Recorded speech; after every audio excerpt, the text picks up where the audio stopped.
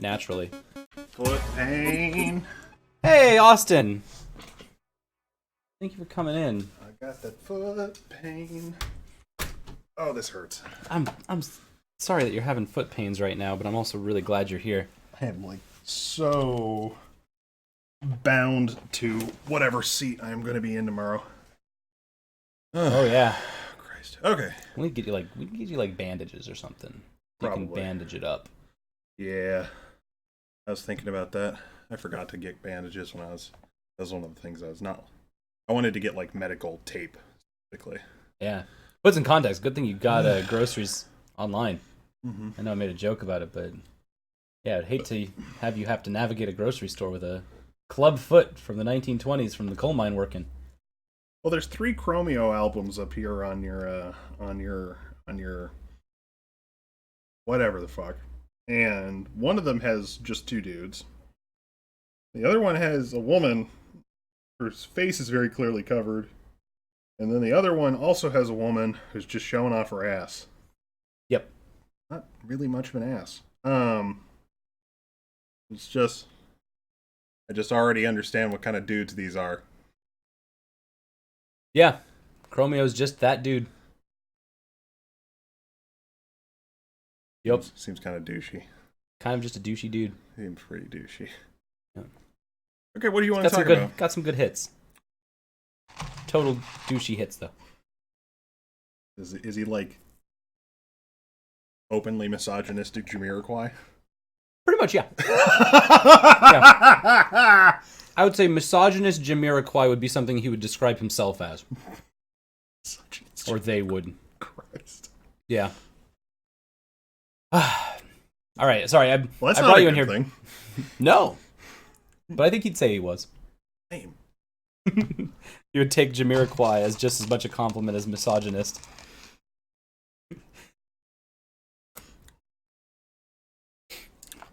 All right, sorry. Let's get out of that. I keep thinking about that now. Like, is Jamiroquai a compliment? I don't know. Maybe. He did have the one really baller fucking awesome song from the Napoleon Dynamite soundtrack. Right, that's your claim to fame now, is Dude, that's a decent claim to fame. the Napoleon Dynamite song. Canned Heat. LUCAH! I brought you in here to talk about LUCAH. Because Oh, yes. Right. you are the expert in LUCAH. Well, Performing it and playing I it. guess that's actually true. Yeah. I am not the critical expert. I am definitely the technical expert. I'll take that. I'm the critical expert in it. I've dissected this game up and down and... Then tell me what's going on. Well... So, New Game is escaping. New Game Plus is being punished for trying to escape. And New Game Plus, or the Descent now, is regretting escaping, regretting getting away with all of this, becoming so powerful that you're like, you've alienated yourself from everything and you've stopped existing entirely. And so it's Colin trying to return and come back. I had a metatextual read that's also simpler, believe it or not. Which is simply, I mean, especially when you just call and puts himself in the game like that. The way I read it is pretty much just like, and it reminds me of Spec Ops. Sorry if that's not a compliment. Nah, that's a vibe that I got from it too. Well, it reminds me of Spec Ops specifically because it's very apologetic about having. Oh, there's the marinara. Yeah, he gave it to me after I finished my cheese sticks. Oh, fuck off! Fucking QB. It does make good fried dip. Does make good fried dip. Makes very good fried dip. Man, I kind of miss working at Arby's, actually. Just because, like, I got employee discount on the food. We also closed at 8. Oh, God. It was awesome. That's good. That's great. Why is it like Spec Ops The Line? Okay, so... It's because it's just as well written as Walt D. Williams' hit Spec Ops The Line. Ooh, God. You know, actually, I would love it if Walt D. Williams and Colin would collaborate on it. Actually, here's the problem. I like that idea, but the only idea I like better than that is if they got me in the mix. You need to get me in the mix here. I need to be mixing it up with Walt D. Williams and Colin. Holy shit. I think that would be a super team. But anyway, that'd be a weird team. Walt D. Williams, AAA writer, and Walt D. Williams, writer of one AAA game and developer of no other video games pretty much ever. What are you talking about, Walt? Walt D. Williams is the writer of Spec Ops: The Line. He did like almost nothing else. Yeah, he's done a lot of other stuff. What are you talking Not about? video games. Oh yeah, he has. Since when? He just finished. I mean, he's continued doing Star Wars Battlefront 2. What? That's his thing. That's why it was so good. The campaign that nobody talked about because everyone got distracted talking about loot boxes and bullshit that didn't matter. Hey, that matters. I'm ending you here. No. The Star Wars Battlefront 2 loot box controversy and scandal did not fucking matter. It being in the context of everything else did. Either way, it distracted from the main point, and that was that Walt D. Williams wrote some delightful Star Wars characters that are canon. Oh, good. Yeah, that's right. Nice. That's nice that Walt D. Williams has made it to the Star Wars canon. I just want to double check here. Walt D. Williams, writer of Spec Ops: The Line. Yep. Nice. All right. Cool. Yep. Right. Walt, I didn't know you were doing that well. Congrats. Yeah. Seriously. No. I'm happy to break the news to you. Let me buy you lunch. Oh, you know what? And that reminds me, James Howell. It's got to be me, James Howell, Walt D. Williams, Colin. That's like 3 of the exact same person and Walt D. Williams. We just got finished with The Descent. I'm going to stop owning myself now. Where Colin, manifests himself in the game in order to just, like, open his entire being up and throw himself down for the selfish thing of having made a video game. I think it's... Okay, so here's the problem. Not the problem. I think it's less about the video game and more about the type of video game, and I think it's about specifically the... Oh, God, I'm going to go deep here. Sorry, I thought this was deep. Actually... okay, yeah, no, so... That's why I wanted to get you in here, was that we got thoughts. The short version is, I see it as almost... It's a great weapon. We're going to talk about it. It's fucking brutal. What is its name again? It's like Sekis or something? Katisis? Katisis is what I'm calling it. Tisis? I don't think that K is silent. That's Katisis to me. That's got to be a fucking like bar or or something. That's got to. What does it mean, Colin? What does it mean? I know I'm the critic. I know this is my job. Do my job for me. What does it mean? Probably just Google it. And be like, oh, Katisis. Yeah. That's a thing. I really hope it's not some religious thing that I don't know about. Okay, sorry. I keep getting sidetracked. The Descent, and specifically the ending of The Descent, is Colin's apology for making such a depressing fucking video game. Yeah? Specifically, I don't think it's his apology for making a video game. I think it's his apology for making a video game that is so... I don't want to call it self-centered. Like, insular, like, specific and personal. You know, like... It's like... I mean, there's a lot of, like, Catholic school in here and all that other kind of stuff, but I mean, this is a very specific experience, and I feel fairly comfortable saying that because I relate to it, and I relate to nothing. But this one, you definitely relate to it. Well, it's like it seemed. Let's put it this way. I think it was like I was thinking a lot, like when I was trying to get the New World Record, I was thinking about like how violent LUCAH is and basically our attachment as players and gamers and fans and developers to action games and to video game violence as like the central thing. Like, this is the only, not like the only linguistic that we know, but it's like the primary like medium through which all content flows is violence. Right. Yes. Yes. And so it's there's kind of a conflict here between, more so than in the regular game, there's kind of a conflict between the visual novel part of the Descent and the combat part of the Descent, because the combat part of the Descent is like, it's compressed LUCAH. It's just LUCAH, but harder and shorter. Yeah? Like the entire game, but harder and shorter. Right. And which is also brought up by I think that's kind of like semiotically implied, not just by the fact that you fight every enemy and fight stuff that's way harder than the regular game, but also by the fact that you move through the arenas. Yep. And sort of, it's almost like if LUCAH was here the whole time, you're now tracking Colin's path through this or something. There's a very clever moment in there where your exit through one of the areas is a you remember it's the area, the crane area. You have to open the crane key. So there's an area that you never have to go to. Like you go into the open room, and what you do to clear the area is you go to the right and then you hit a switch or whatever, and then you go to the left. There's an up exit that if you're routing, you never go to. Right. You know, and I really appreciated that it's like, oh, that's the exit in this place because it's like somebody else's road that they walked.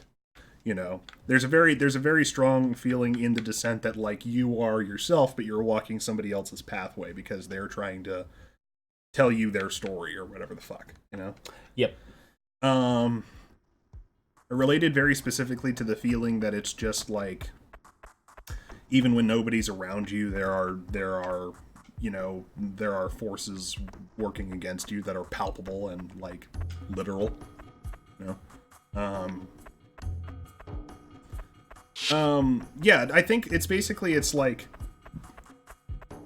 in making LUCAH, it's like LUCAH is kind of self-collapsing almost. That's a weird way to put this.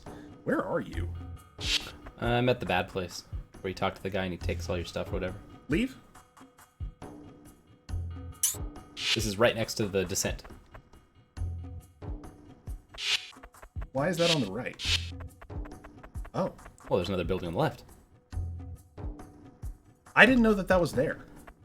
Oh. I didn't know that building was there. Yeah. So you can tag corruption ending from here or here. Really? Right? Well, this is the corruption ending, right? Yeah.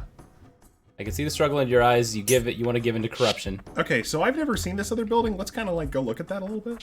That other building is the opposite. So it actually like helps you. It takes away all of your corruption. Uh-huh. At the cost of, I'm pretty sure, it doesn't say very clearly, cannot cleanse you fully, but I can stem the corruption's influence. There's no undoing this. I don't want to do it, but we were trying to figure out what it was, and I'm pretty sure like it takes all your items and stuff. I think what it does is, I think you have to give up one of the familiars, because there's a trophy. There's a trophy for giving up familiars. You have to give up all your familiars. You have to give up all your familiars? Yeah, like you don't get familiars anymore. That's brutal. That's what it was. I remember now. Okay, I was trying to put that together because I saw somebody describe that and I'm like, where is that? I've never seen it. So hi, world record holder. I've never been in that building. Wasn't on the route. It's not on the route. That building is. Speedrunning sucks. I just want to declare that definitively here as the world record holder. Speedrunning sucks and it's stupid.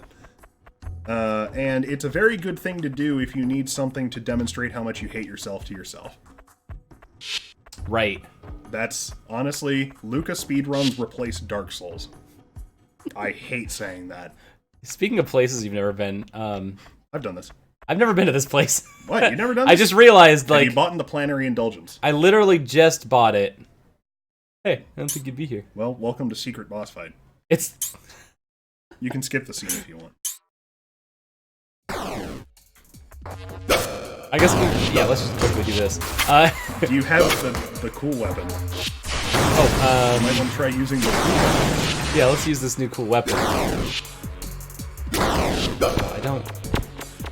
How do I get charged from this thing? I think that is its one gimmick. It is not the full charge. Probably because its entire moveset is hold actions. Uh-huh. Which is kind of meta. I like that.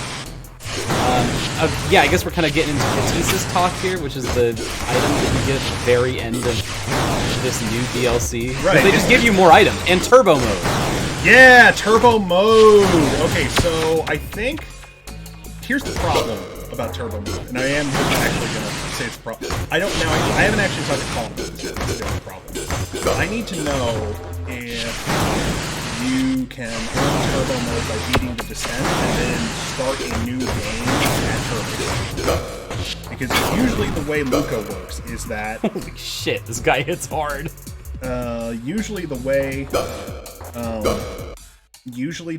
that LUCAH works based on my speedruns is that everything is dependent on the file.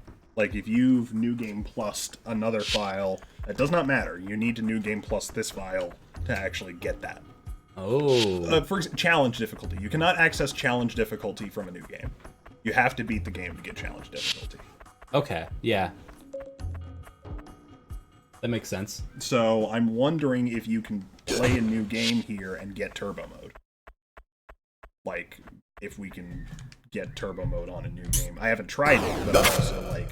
It's probably, now granted, I'm sure that this is also something that if they didn't do it, that was heavily considered, you know?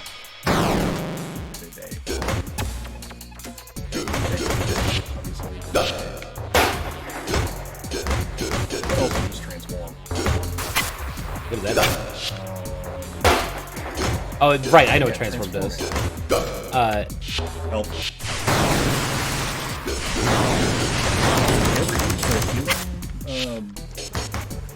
Familiar? Yeah, usually do. Yeah.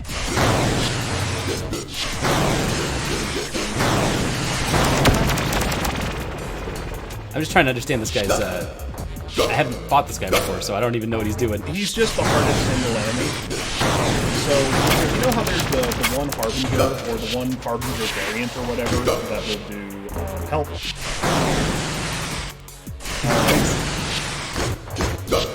Basically, they'll do triple explosion. Oh, yeah? You've seen this, right? Yes.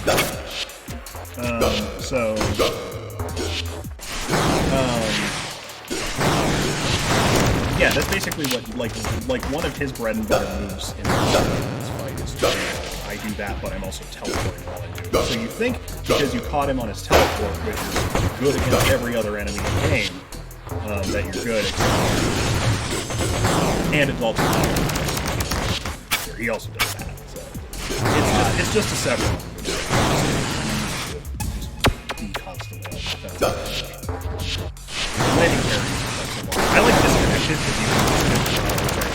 because you can dodge through this stuff.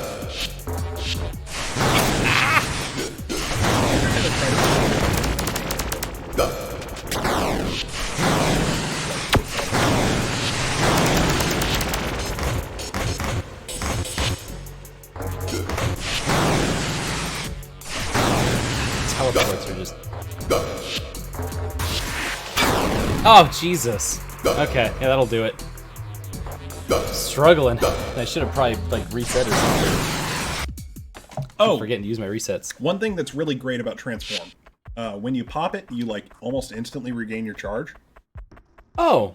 So you can, like, I mean, like, one thing, like, I have a very, like, math-based way of playing this game where it's, like, I'm gonna do this much to blow out all of my stamina, and then at the very bottom of my stamina bar, I'm going to hold, you know, and then also, while holding, buffer a shot, because you can buffer a shot between that, and then have the hold action in that, and then, you know, follow up with more familiars and stuff like that. And then eventually I'll just get to a point where I'm, like, not recovering either resource fast enough, and then I'll transform and just reset. Health. What's my... I usually set it to right. That's what I'm trying to hit here. Maybe no, I am corrupted. That's why I'm, like, flashing, I think. You can't use it. Like, really?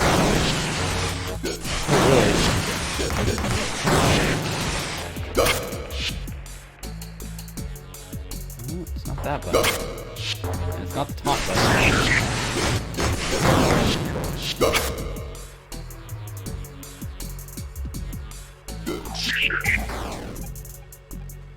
That was a reset button. One of these should definitely be transformed. There you go. Oh, I had to double tap it. No, okay, no. What I Woo! oh yeah.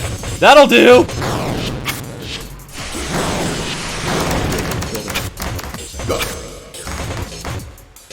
Done. Yeah. Okay. Good button. Good button. Were you trying to click it? Yeah. Okay, don't do that. Flick it. It's actually it's directionally activated. Oh. Yeah, that got me too. That's cool. It's literally the right stick, not R3. Yeah. Cool. Mm-hmm. So it's yeah, gotta be a weird. It's got to be a weird Unity engine thing or whatever. Or what is this? Sorry, it's Unity, right? I don't know if it's Game Maker or Unity. It's Unity. It's not Game Maker. Right? It's got to be Unity. Well, it's either a Unity game that looks like Game Maker, or it's a Game Maker game that looks like Unity. It's one or the other. Oh, and that's the last mantra that you don't have. I think I'm missing another mantra. Let me see. Yeah. Oh, hold on. Let me see. Take all. There's another mantra missing. Okay, so there you go. Thanatos, Foss. Foss is great, obviously. I'm actually going to show off Foss here, because Foss is good.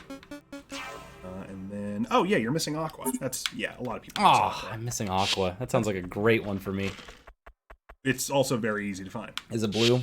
Yeah, it's blue. God, it's blue. God damn it. Oh, but this is even better, because this is the hold action. Oh, cool. This used to be my old world record strategy, because it's extremely safe. Combine that with laser and you are good to go. The only problem is that, and this is one of my only real critiques of LUCAH, and I'm sorry, Colin, there's too many weapons. There's a lot of fucking weapons. There's too many weapons. Well, some are early game and some are late to end game. Well, here's the problem, is that the game is so short, and it's also escalating. Uh-huh. These are not weapons that are equal. And no. Colin has said this as much. Yeah. You know, and granted, I get it's like I can play the entire game with any of the weapons that I like, but I'm also just, I have enough gamer brain where I'm just like, okay, Foss is really cool, but as soon as I get Aether, it's immediately invalidated. Right. You know? There's the end game and that weapons. means it's basically used in one dungeon. Right. I'm sorry, I love it, but... Well, I mean, there's... Oh, hey, there's Aqua. Yeah, you just have to go back to it? You just have to go back here after that sequence. It's specific. Oh, you know what? I'll bet you... Thank you for that. That's awesome. I will bet you... Fuck. I don't know your control scheme. I will bet you that you are missing a rewind. Wait, you've only got 5. You're in the game. Oh my god. I think there's 6. Oh, yeah. So that's also... It's got a very high break chance, I think. So that's not the same thing that Katisis does. Actually, Katisis does have this as its old action, which is why it's so fucking cool. But does it smack into people too? I think this is... Because I thought it fires outward. It fires outward when you tell it to, and I believe Foss also does the same thing.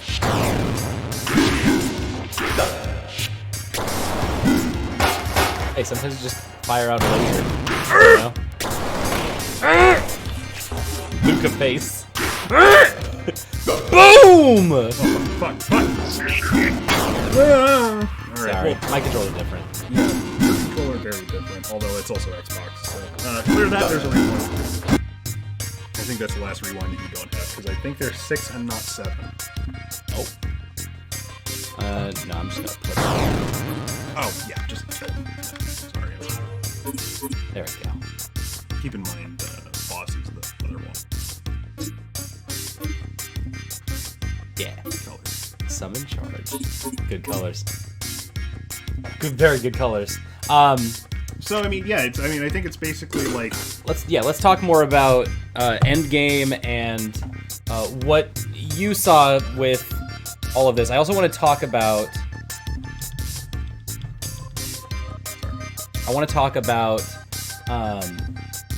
running this game, 100% running this game, and what this new DLC means.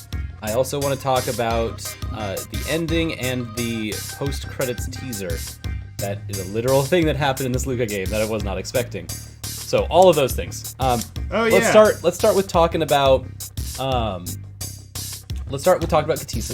Katisis got 3 different things on it. I like Katisis as a conclusion to the Descent, because the Descent is metatextual and Katisis as a weapon is metatextual. It's like all hold actions, but it's also very specifically like there's some stuff in there that isn't actions you have. They're enemy actions. So it's basically there's a lot of references to Bayonetta here. This is the Rodan weapon, I believe is what it's called. Because the Rodan weapon in Bayonetta is the one that allows you to... It just switches between the weapons that you pick up from enemies. Mm-hmm. Do you think that this weapon... Oh, it must be timed. I think it's time. I think Foss is also timed in the same way, though, that it eventually just, like, if you haven't used it... I don't know. Alright. Probably. If you are running this game as 100% category, does the 100% include the descent? Yes. So now there's 4 endings that you have to get. Yes. For the 100% ending.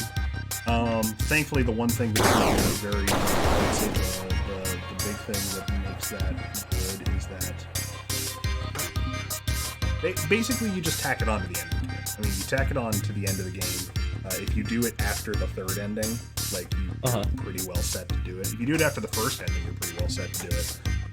You just have to get to almost the end of the second loop at that point. At that point, you might as well just play the ending of the second loop. Or third, actually, it's the third loop at that point, because if you're doing 100% routing, the second ending comes like 10 minutes after the first one. Self-corrupting. Right. Yeah. So there is a possible route where Catesis is used to make the 100% route faster. Possibly? I don't know if it's effective or efficient. The real question is, do any, since my original objective was sub 230 the whole time, and I think that the route that I use in the old version of the game could achieve like a sub 22 time. I think like, sorry, 222, I think like it could go down that low.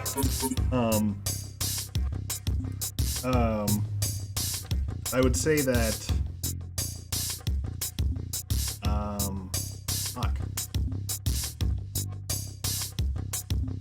Thinking about how long it's going to take? Can it make it any faster? I don't think so. Because what about... You would have to... Okay, to make the run faster using Catesis, you would have to beat the descent during New Game, which is something that I tried to do in pre-release. Like, I did not have a New Game Plus file on hand. Sure. So I just got to the end of the game and tried playing the descent. And it is my formal opinion... As the expert, it is my casual opinion as somebody who only completed it once before the release that it might be impossible on regular New Game. If nothing else, you can play very well, and your corruption still builds up really fast. Without Ascended, your corruption builds up very fast. I was gonna say, and it actually, and you don't get the rankings yet, do you? You get the S rank. No. Here's subtraction from stuff. Much like the champion duels or the arena duels, it functions under New Game Plus rules. So it does do that thing where it dings.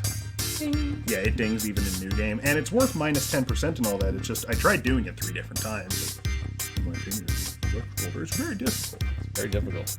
And I did this on easy for the record. Like I was playing it on just even on easy that shit's hard. So 2 things then. One thing. When you complete the descent, as in a 100% run, it does make you, it gives you access to fast mode. Turbo mode. Gives you access to turbo. Which is, I was talking about this earlier. Could that be part of the run? Absolutely. Well, I think if you were, to get there as soon as possible so that in a realm of absolute godlikeness, and assuming that nothing about the... Okay, so sorry. Right. I need to reestablish something I said earlier. Like tool-assisted speedrun... Shut up! Sorry. Listen to me. Okay. Like tool-assisted speedrun, it goes as fast as it possibly could. Is that where you go first? To that ending is the first one? Yeah. Absolutely not. Because I don't think even I think you would have to have perfect parries. I think you would have to have ungodly perfect parries and every damage boosting mechanic in the game available to you. That's what I'm saying. Let's say you're making a tool-assisted speedrun where you have perfect parries every time. You're making a computer play all of LUCAH 100% as fast as possible. You go to the descent first in order to A, get boosted mode, or turbo mode, so that it goes. Which it feels like it's 1.2. Is it? It's much faster than 1.1. Okay, it is much faster. Do you have turbo mode? Yeah, I've got it on. That's why pew pew pew pew. Granted, you got turbo mode comes from games with turbo mode, which turbo mode in DMC3 is at most 25% faster. The other part that it gives you, Catesis, when added to this, means that you get infinite lasers. When Catesis is your secondary weapon, there's my 3-hit combo, and there's lasers. And then there's more lasers. I can throw as many lasers as I want. Why is that? Because charge at... Because you don't spend any charge when Baptiste is your secondary. You can crank on your lasers, and then, if you have... For free. Now here's what I want to know. Blow a laser here. Blow the gun. Oh, Thank you. Alright. That does do charge. Hit something. Where are they? Okay, yeah, you do regain charge. That was my big question, is do you regain charge with that as the sub? Yes. Which is also my question about soul, which I've never answered myself, which is, can that break if it's the sub-weapon of the weapon breaks? Oh, can you still get break off of soul? Yeah. Can you get break of soul? Can you get break with soul as the sub-weapon? Because with soul, you cannot break. That's the rule. This is some in deep stuff. But so yeah. Short version, I think that it's a wash. I think right now this is an absolute wash because I think Colin on purpose made it extremely difficult to clear the game. Sure. Most specifically, it's very based on it's Descent. It's almost like a Dragon Quarter reference again because you're specifically going deeper and deeper with the percent going up and up. Just like Dragon Quarter. As like it very specifically invoking like the tenseness and speed of that because basically like you're as opposed to mattering in like a 10 minutes to 10 minutes phase, your corruption in Descent matters on a moment to moment basis, on a 60-second to 60-second basis. Sure. Like if you have to actively consider transforming if you don't have Ascended. If you have Ascended, it's easy. That's the biggest thing. It's right. The Descent becomes more or less a kind of just, You're talking about the final mantra, the final virtue. This is the one that you get at the end when you beat. Are you missing Hated? Yeah, sure am. Okay. I can find that for you. Nah, it's fine. It's fine. It's over in the arena. Oh. Is it one of the arena ones? It's... So in the fighters, go find a. I can break that darkness. You can. Alright, no. Like I don't know where you are. Okay, revert to last checkpoint, I guess. Whee! Oh, forgot that corrupts you. Oh, you only have even in New Game Plus, you only incur 1.5 for that. Okay. Gravel. Fighters camp? Fighters quarters. That's at the bottom there. Just little distraction. Okay. Help me. Thanks for 100%ing my game. Up and to the right. Up and to the left. Sorry, to the left. Follow this trail. Oh, that's right. It's back here. Mm-hmm. I've seen you grab this before. It's very important for the 100% because it increases your damage output. Increases the damage you take as well. Homie, I don't get hit. Picnic basket. I don't get hit. That's actually really effective. So, without additional coding to the game that I wouldn't know about, or that I haven't tried to experience yet, Turbo Mode could make... Let's put it this way. Sorry, I kind of... You keep asking me. I think basically, even with the additional content, I think somebody can get it back to maybe, 230, 228, around that area. Yeah. I think should be possible even with the Descent. But I think it's also going to require... I think actually getting it down to that time is going to require some very intense thinking.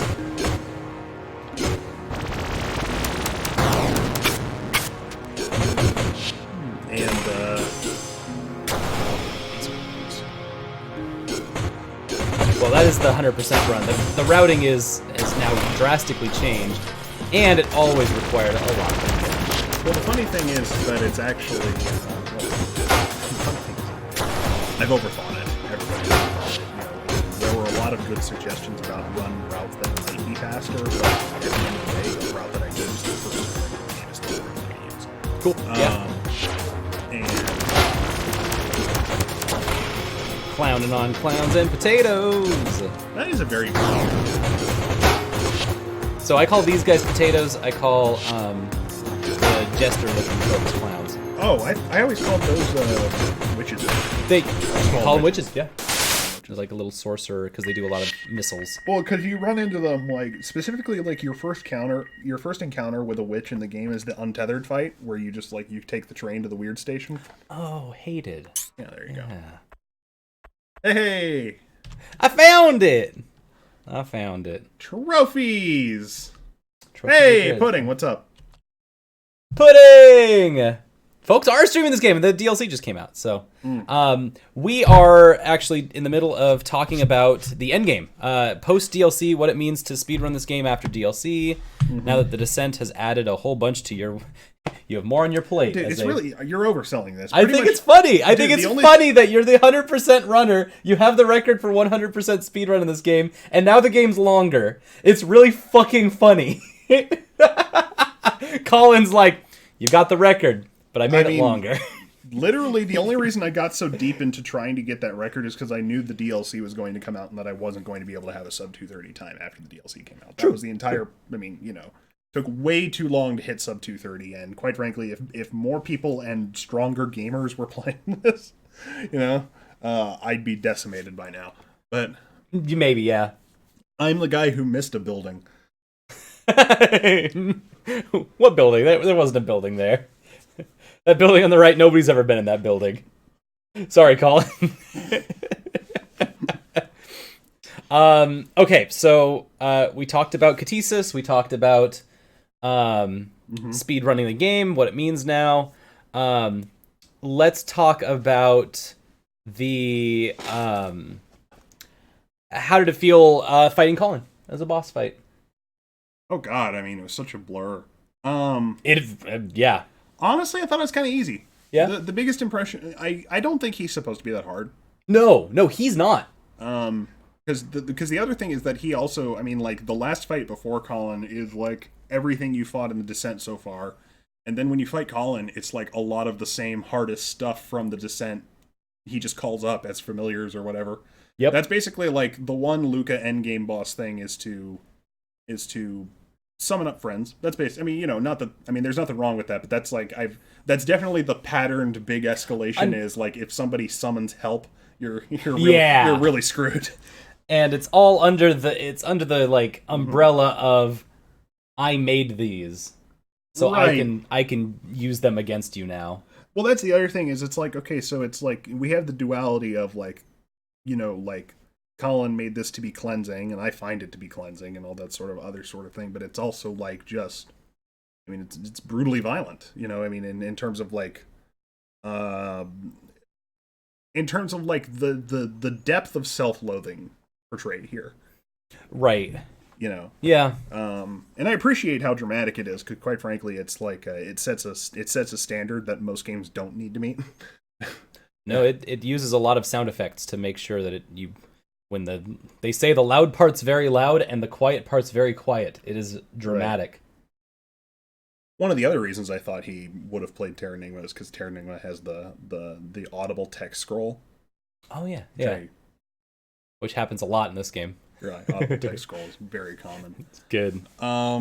So you climbed the Descent. You liked it. Just now, that's what I call LUCAH Volume Descent.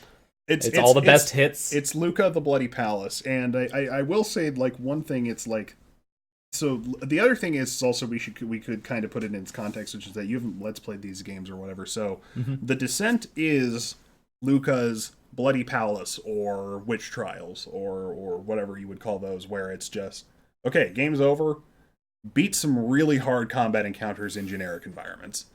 Yeah. And those generic environments were the best of, like, we went to the train for a bit, we went to the radio tower for a little bit. The one thing that makes this really fucking killer... We went to the very first room of the game, where you fought the first enemy with the rock.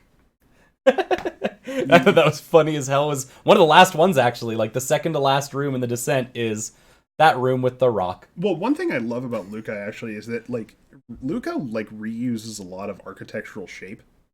Like, there's a consistent, like... the hatch in the northwest that ye not dare venture in toward. Right, yeah. That's there's a consistent, like, there's a hatch that won't open in Cradle. There's a hatch that will open to get to Parasitic. Yep. There's this hatch here, actually, which is technically in the northwest of the fighters' quarters. And then there's the hatch to the Descent. So there's like 4 or 5 of them. And they're all to the northwest. Right, they're all localized in the northwest, or I guess it's more of the west in track 2. You have to hang a left at some point. Exactly, you have to hang a left. That's it. No, but seriously, I like as opposed to it being like direct level quotation, it's more just like the curvature. And that it kind of gave me an impression of like, what if LUCAH is actually like, every time a new verse comes up, it's actually the same place. It's just like further along in time or something like that. You know? Like it was the church, now it's the fighters' quarters, now it's just the place where everybody's waiting to die. That actually also explains why you never saw that one building on the right, because you never turn right. I always hang left, baby. Always hang left. My pudding has a really great philosophy in life. thought in here that says, I feel like the 4 endings / boss fights are more about telling a story and not so much about challenge. So, you said very aptly that Colin is easy to fight. Colin has like 4 attacks. Yeah, no, sorry. They're not even as tough as Christian's like slew of attacks by the end of the game. Right, so the thing about is like when you get to Colin, like basically clearing verse 24 is actually the hard part. 3 Christians! It was a cool ass moment. They do 3 Christians multiple times. It's really funny. No, they did 2 Christians. They did 2 Christians in a hallway. They'd added a couple other monsters to I think I might also Christian fights. To be fair, I'm probably confusing some Christians with some Michaels.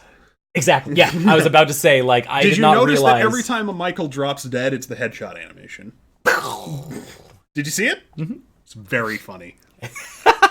I just love killing Michaels. Also, I mean, that's also weird, too, because it's like, when you kill Michael, who literally is just in the game. I mean, Michael's totally a plot object. Like, right. I love you, Colin. Well, your other options, Lily is one of the final bosses of one of the tracks in there. I don't know if you noticed that one, but you fight like 2 Christians, and then you fight like a couple of the Michaels. They kind of look like you, though. Or the ones that look like you. Those are the prototypes. The prototypes. Yeah. You fight a couple of those, and then at the end you fight Lily, but she looks like way bluer and pinker. Which one's Lily? The blue chick. Blue chick. Okay, cool. That you follow her, or she follows you, and vice versa in verse 7 or whatever, or track 7. Yeah, I remember. And you fight her. She's like the final boss of the second section of Sacraments. Mm-hmm. And that was actually a very hard fight. I think that was the first place that I died on the descent, because I got to her. I was like, she's hard and she doesn't break. She's not breaking when I want her to. There's also just a great, like, she's got really high break resistance. Yeah. She's got extremely high break resistance. Like, that's, like absolutely, they programmed it and then they turned it up 5%. Like, they were like, I want this girl to not be broken.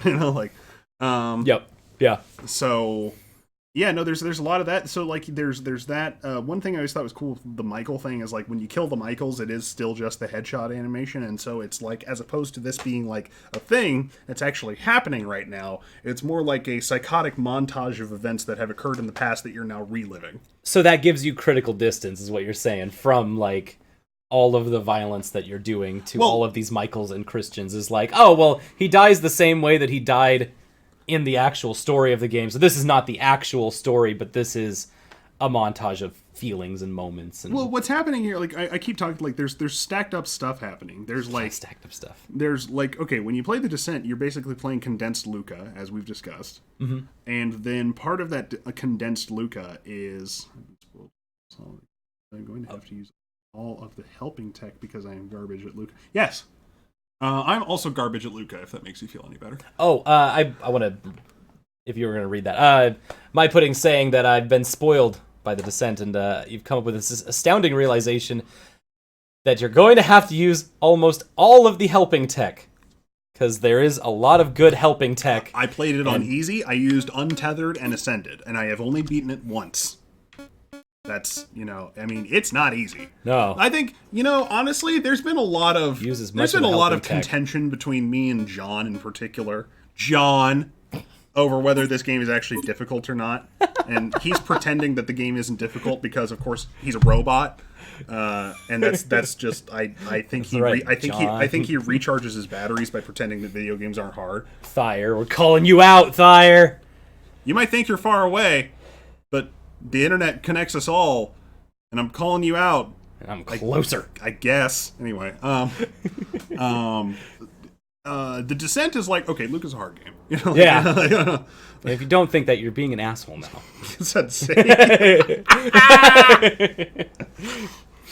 No, that gets back to Pudding's point and what you were talking about and what we've kind of been going towards is that the ending of The Descent features Colin, not a very difficult boss himself, but summons a bunch of monsters. Get that, Annie? Stop picking at that. You're gonna hurt yourself.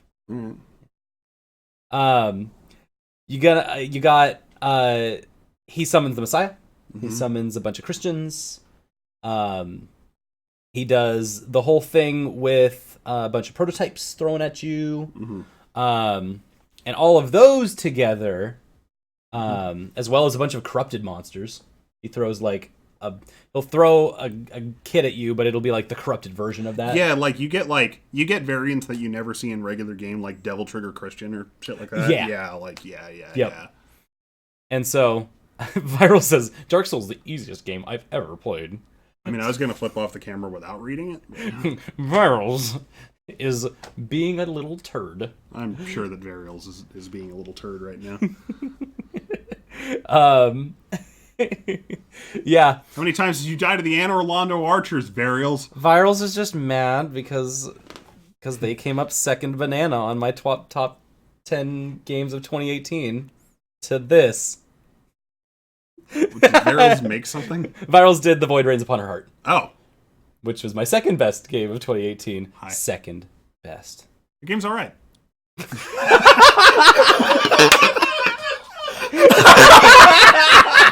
I'm sorry, Virals! I'm so sorry!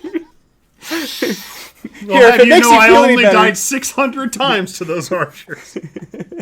If it makes you feel any better, in 2019 we can give you the Most Improved award. Duh. Well, okay. LUCAH also came out in 2018 and has been improved, so yeah. But then again, I'm not going to get into an argument. I'm not going to get into an argument between which under-recognized indie game did more work to get better in 2019. I just laughed. Sorry, I'm just so happy you're here, Virals, and I'm glad that you're here, Austin. I'm just... Dark Souls is an easy game. Mod it. Play Daughters of the Ash like we're doing on Are you still doing that? Yeah, it's fucking great. It is? It's great for me because I'm backseating Scott, and he's playing this game that he knows front to back, except now... He doesn't. Yeah. And so every time he'll here's the secret wall, he'll hack open the secret wall, and he'll be like, yep, there it is. And then something will be right behind the secret wall. Yeah. And it'll stone him and curse him immediately and kill him. And it's like... it's such bad game. Bullshit. It's a bad game. The mod only makes it worse. Oh, yeah, because it's the original vision, my friend. It puts bosses back in. Don't. Okay, so I want to pick your brain about the Sacrament 2. We've seen in this game there were 7 sacraments, and they're all very visual novel heavy elements to the game. I would just outright call them visual novel sections. Yeah, they're visual novel sections of the games. I mean, we can say that it breaks up the game really well. We can say that LUCAH is like an action game with elements of a visual novel, but the truth is that it's purely modal, and that parts of it are a regular action game with just a plain-ass dialogue system like every video game has, and parts of it are a visual fucking novel. Yeah. Yeah. There's a little point in the end where the Colin character in the game plays with that, where instead of speaking in... dialogue box. Instead of speaking in the space, it actually focuses down on a letterbox format, right? To talk directly to the player, or the player's character's name, Solon in this case, right? And that was a really cool moment to separate. There's Colin talking to the character, and then there's Colin talking to the player. And then there's the sacraments that play on the screen that have their own ornamentation and decorations to them. And those are sick as hell. But yeah, how does 2 stack up to the rest of them? How does Sacrament 2 stack up to the rest of Yeah, them? because it's doing a lot of work. Not as mind-blowing as Sacrament 5, which is the JRPG section.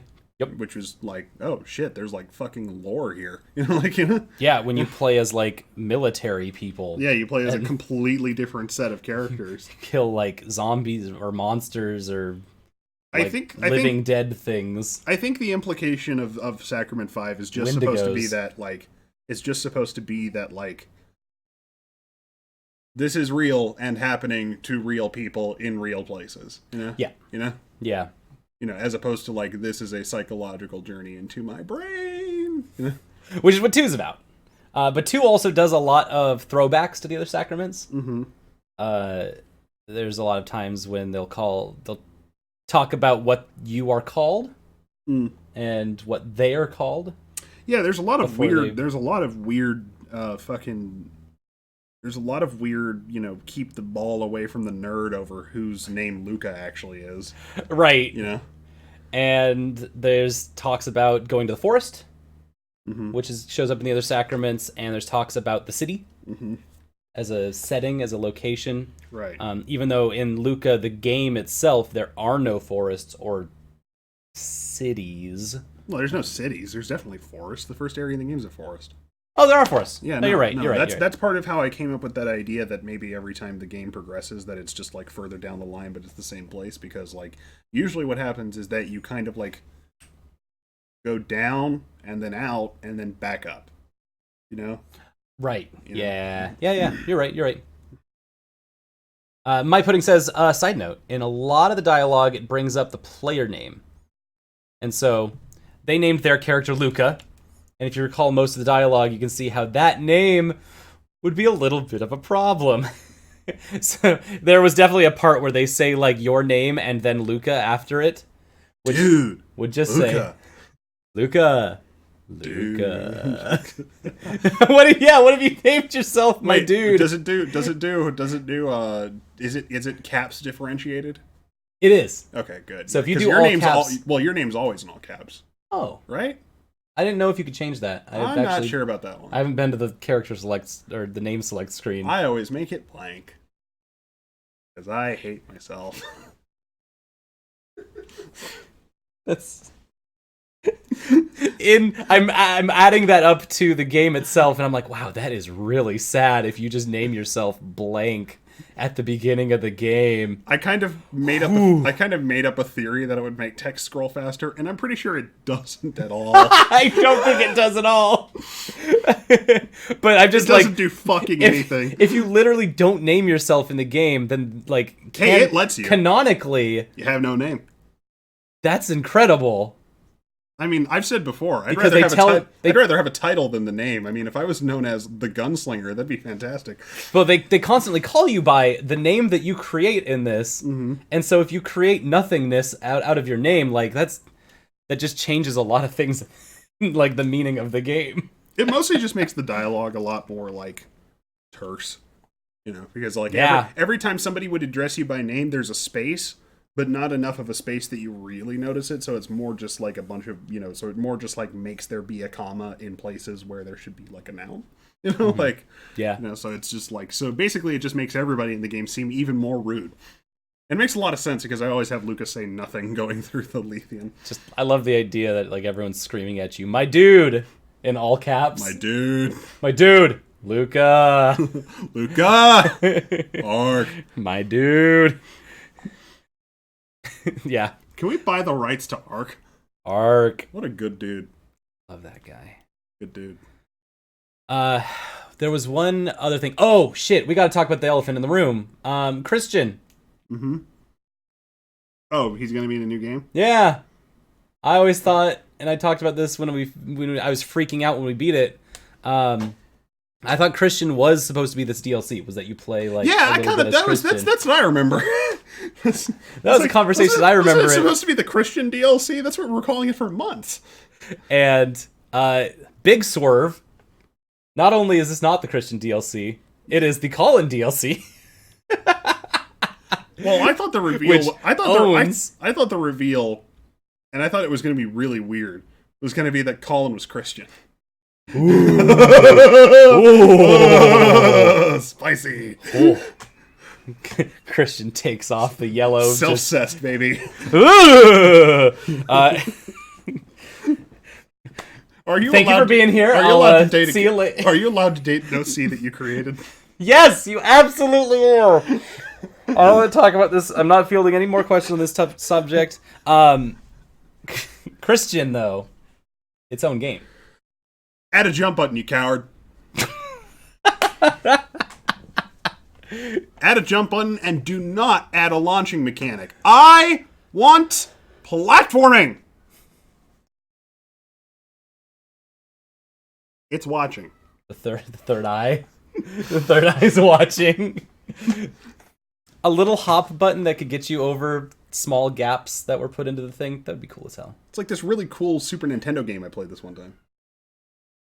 Terranigma? Yeah, that one. That one. Yeah.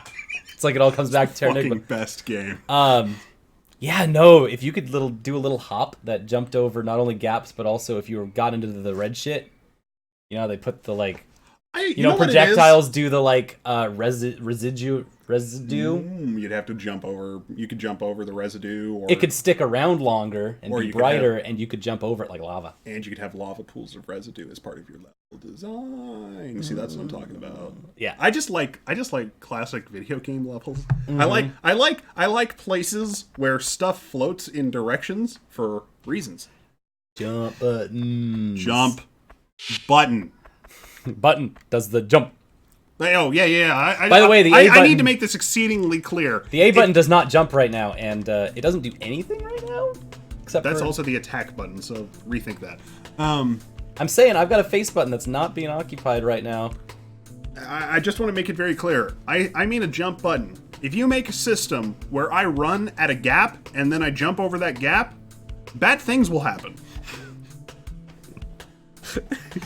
That's not platforming. My pudding says, well, we need 2 more Discord servers for the 2 games, Christian Death of a Wish and Colin Dream of a Game, of which I think sums up Colin's story.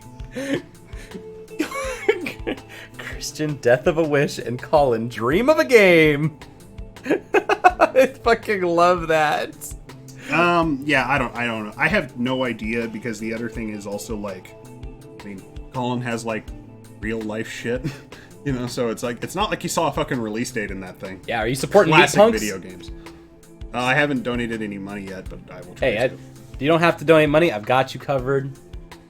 Gonna get it. It's a little bad that I haven't like contributed any money towards Colin's cause, probably. Everybody just keeps giving me the Colin stuff. Look, you've contributed to 100%ing the game and posting that you 100%ed the game and challenging anyone and everyone to take you down off your throne. That's plenty good. That's plenty good, my friend. For the record, that was not a challenge. That was a request. That was merciful request. That was a plea. In classic LUCAH format, you create something that is a plea out to the void. Yeah. If somebody else could reflects life. If somebody else could please break the streak of world records I have in 100%, that would be greatly appreciated. Holy shit! I want to stop worrying about being the record holder. I don't like speedrunning. Colin also said, this game is over. I'm not doing this game anymore. That was the whole big ending, was the just being able to say, like, LUCAH, goodbye, I love you. And it was, I was, like, really breaking up hard about it, because it was the sweetest thing ever. And you're also out here saying, please release me from my 100% speed run. I think, honest to God, I think trying to be like I said it to Colin directly. I was like, my original one, I also tweeted this as well, is that like my original theory is that if you speedran a game, you were going to be paying way too much attention to shit that doesn't fucking matter, and skipping out on things that do matter, and getting mad at things that you should absolutely not be getting mad about because you're playing the game in a way that's not meant to be fucking played. I was right on all 3 counts. And I have I don't understand LUCAH. Like, I don't know what happens in the plot of this game because I haven't been paying attention because I've been fucking speedrunning it. I'm very serious. Please get this 100% record off of my fucking belt. Yes. Yep. They just, like, I still want to like play it. Like I was thinking earlier, like, what if I did like a 0 hit or like a 0 death or whatever the fuck? Which actually my speedruns are pretty good. But yeah, and they're not easy. And all that other kind of stuff. So I could do slower formats of the game that I think would be better for the game and better for my understanding and relationship with the game. I don't like the fact that like whenever I turn it on, I feel like I should be working on the record. Right. I don't think it's a good relationship to have with a game or any game except for like Ridge Racer. You also got your record though. Mm-hmm.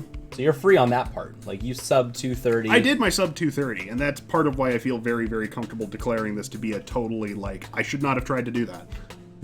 Like I should. Viral says do a 100% lore understanding run. Read it all aloud. Honestly, like I've been very seriously considering like how do you do speedrunning, but the very exact fucking opposite. So I've been watching Frame Fatales all week, and it's been fucking awesome. They're playing games that don't usually show up in a GDQ or in other like big speedrunning events, because it's women speedrunning it. Yay! And it's folks who aren't dudes, who aren't fucking like off their ass, focused on like just making the number go as fast as fucking possible, and it's fun as hell. I don't know if gender is even the difference on this, but they've been incredible hosts because they've also been doing an incredible job of doing the GDQ thing of explaining everything, mostly in the lore section, because they're explaining it assuming that you've never seen or played any of these games ever before. That is the one thing I want to say is like I'm speedrunning LUCAH, and I probably will continue to speedrun LUCAH. Because I like just every once in a while I'm hoping that people will play it. Just like it's pretty much it's just like, and especially because it's like it's not a I mean with all due respect to speedrunners, it's not a glitch game. Like there's no such thing as a glitchless route in this game because there's no glitches. You haven't found any real like exploits that there's like no useful exploits in this game. Okay. You can work on that. That's the other thing. I'm kind of at least in your runs as they are now. Well, in my runs as they are now, at least for the foreseeable future. I mean, it's Unity engine. I'm sure it can be broken somehow, but I'm not sure. Right. And there's not enough folks that would know. Right. That It's are not in the community. It's not a big enough community, and more importantly, quite frankly, if you want to play LUCAH, I would not encourage you to speedrun it. I would. No, it's an incredible game. You should play through it. Play it. Yeah, just play it like it's a game. Enjoy it as intended. Yeah. That's I know that. I wish I would have fucking done. I feel like just as much as you're not supportive of speedrunning, I feel like Colin also, as the creator of the game. Oh, he said pretty blatantly that there's like anti-speed parts of the game. I mean, I'm pretty sure like every time you have to scroll through text, it's brutal in a speedrun. Like you will be like, oh god, I understand people complaining about how long it takes to skip cutscenes in a Metal Gear game, as opposed to right. And I talked about that in regards to skipping the credits. Yeah. As your one goal in life is to make sure that this happens somehow, even though nobody cares. I would love to be able to skip the credits because I see them all the time, so often. But that's not a thing. That's not part of this game, and that makes sense. And I say it out loud every time. I wish I could skip the credits. Also, I completely respect the decision to not fucking let me do that. Here's the other thing, because they're the credits. Yeah, and people deserve credit. Yeah, that's pretty much that's pretty much exactly the words I was saying to you a few months ago. But every time I say that I do want that still. But also I understand and respect. Okay, so like this is the only compromise. I think you could do it this way too. Is just do it like like if you play New Game, you have to watch the Christian 2 scene. In New Game, you have to watch the Christian 2 scene. In New Game Plus, you don't. You can skip the Christian 2 scene. One of the very few, like, weirdly skippable text sections. Yeah, like the way that I told you could skip the dialogue with Thomas. Yep. You can do that with Christian 2. Christian. Christian at the top of the... Yeah, okay. Christian Deuce.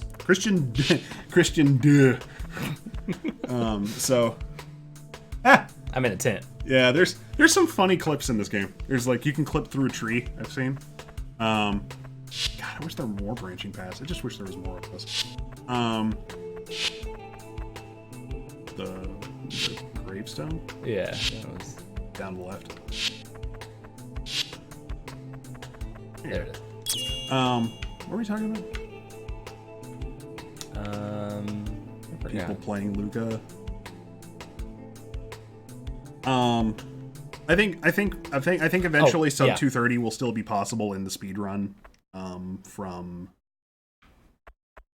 I think sub 230 will eventually be possible in scanned. The 100% scanned. I think my current time will be eventually possible in the current version of the game. Yeah. And sorry. I mean, breaking stuff. Scanned. Lets you skip the credit. That's fine. Oh, sorry. No. What Viral said my game lets you skip the credit. So you can skip that Christian. So in New Game Plus you can skip that Christian 2 scene. I would just make the compromise that you have to beat the game to skip the credits. That's it. Yeah, I just say like, okay, like when you beat the game the first time, and that actually makes a lot of sense because like New Game is the bulk of and probably the hardest part of 100%. You know, like you could easily. So having the credits at the end for me makes a lot of sense because if I want to retain any of my weed breaks in the speed run, it's that one. You need your weed breaks in this 100% run. I will say the only thing that makes speedrunning this game anything close to tolerable or speedrunning any game. I can't skip the credits, and I have to figure out something to do for 2 or 3 minutes, which I'm usually taking your means joy from you. Which usually means I smoke.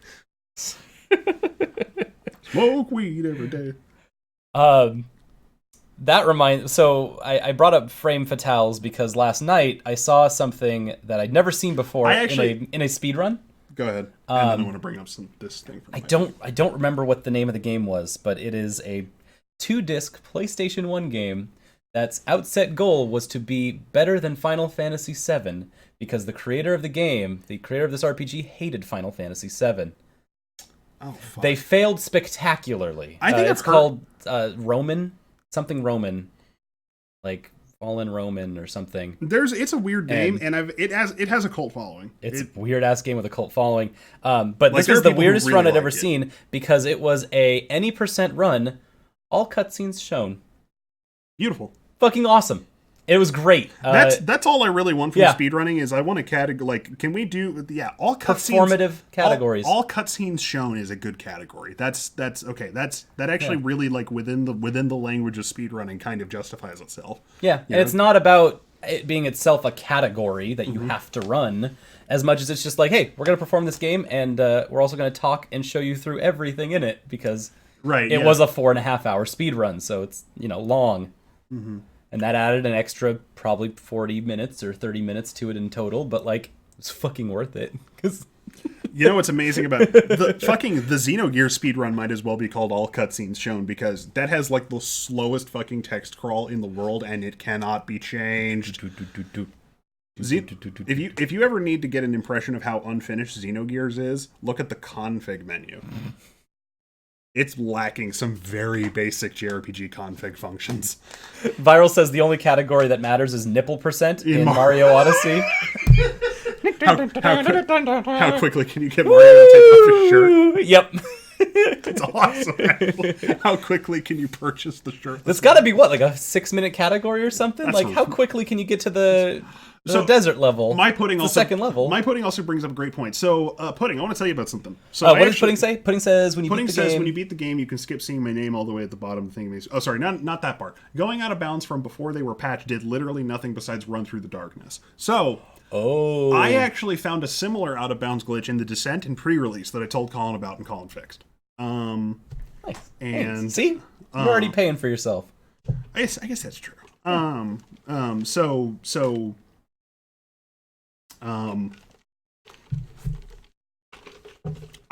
did a thing where I died during the Descent and I went out of bounds. And granted, I would think that Descent works a little bit differently because it's based on combat triggers, but like, there's nothing in this game that like going out of bounds would help.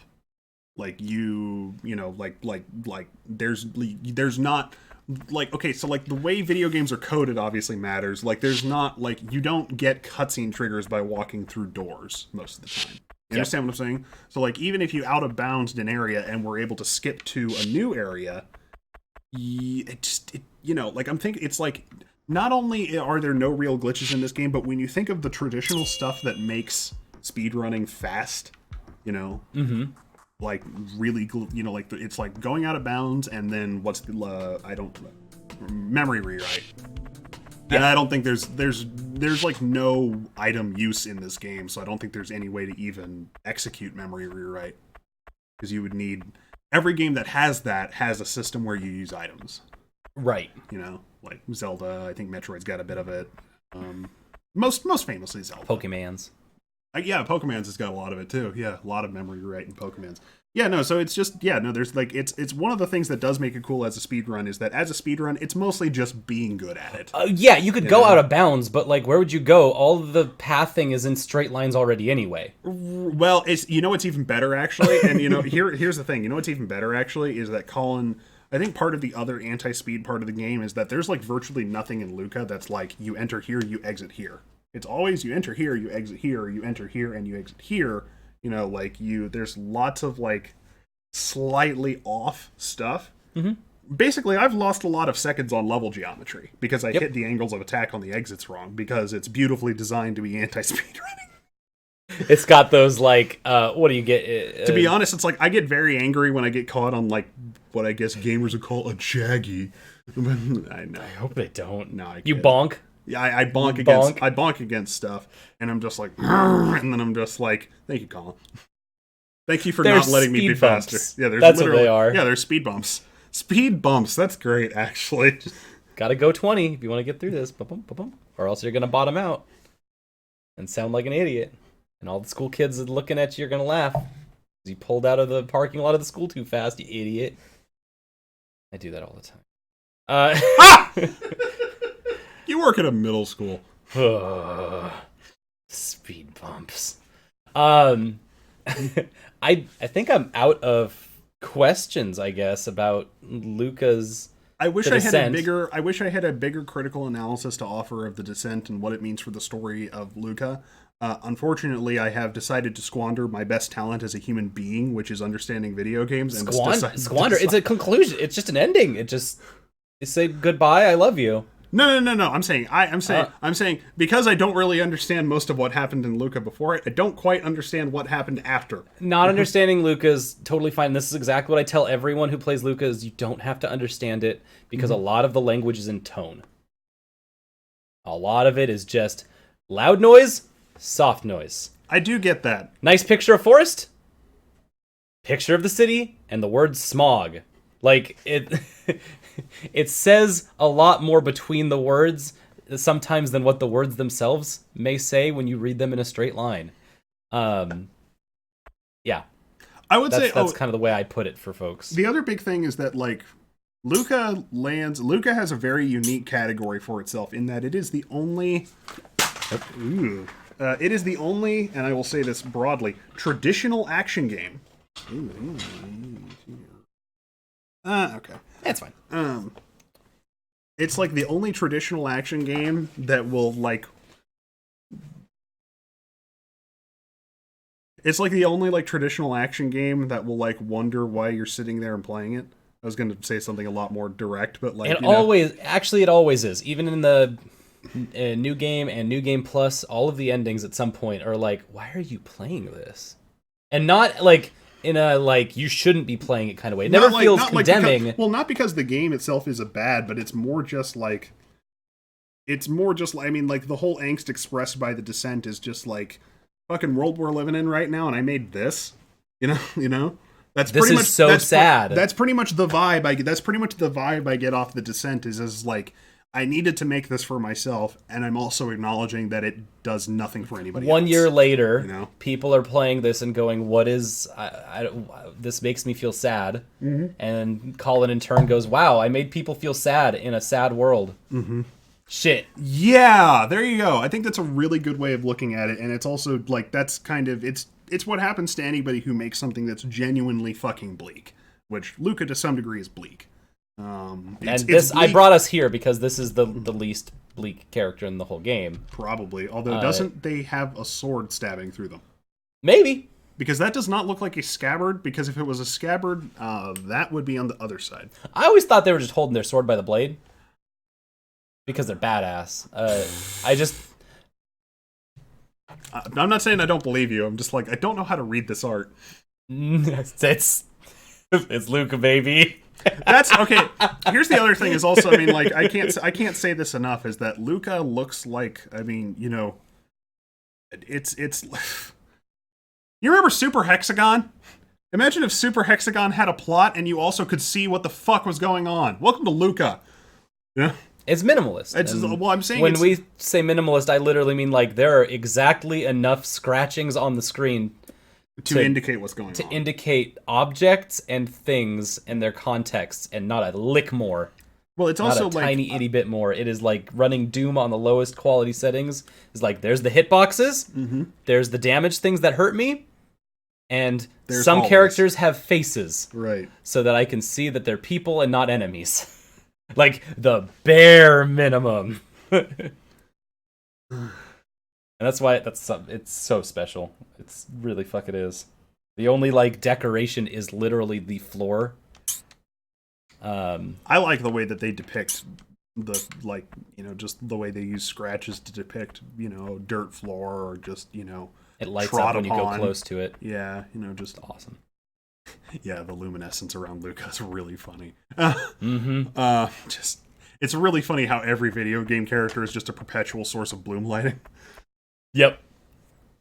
So yeah, bleak game. Sad game. I also, if this is anything like other, I think actually Colin has said as much, that this is actually it's 2D, but what's actually happening here is that these are extremely flat 3D models. Seriously. That's a lot of games have been doing that recently, like just ultra flat 3D to look 2D. True, yeah. It's a thing that Unity can do right now. Yeah, it's a thing that Unity can do. It couldn't do that before. So it's been fun to play with. My pudding is saying, if we shorten Christian Death of a Wish to just Christian Death Wish, will Christian have to do trials for the Snatcher? Just some things, just some thoughts. They also put down, for the longest time, I thought LUCAH's wings were floaty things that allow them to attack. So, yeah, very good description of the art style. It's just, it scratches. They do look, those are wings. I guess that those is little triangle thingies. I always also thought they were like kind of claw type things that LUCAH like whips out to attack people with. See, this is why I would have made all the characters in the game taller. Like, this is just me getting into like petty personal shit. Just a smidgen taller. Just a little bit taller, because you could have a little more detail. Just a little Art of Fighting. You remember Art of Fighting? Yeah. Absurdly detailed character sprites. And dashing low kick infinite. Where is Gaia? Just love the color of Gaia. I call it dragon because it looks like a dragon tail. I like Gaia because it's a whip. It's a big whip. Very earthy. It's like it's so. I mean, we talk about like me being an influence on this game, and I don't like harping on that because I don't want to like put myself over with like my thinking influenced the design of this game.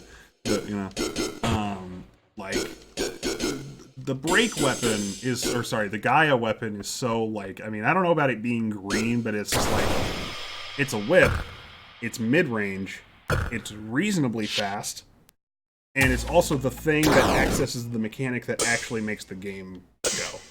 You know? Right. It's very, like, that's my weapon. like, that's supposed to be my fucking weapon. Yeah, like, you know, it's just, like, that's just, like, it's very much, like, just, like, it's what I would pick. You know, like, there's, I mean, and there's also, that hits behind you. I don't know how to work Aqua. No, it's a big circle. That's part of what I talk about it having too much weapons is, like, I mean, there's, like, you know, I'm the world record holder. I don't know how half of these things work. You know.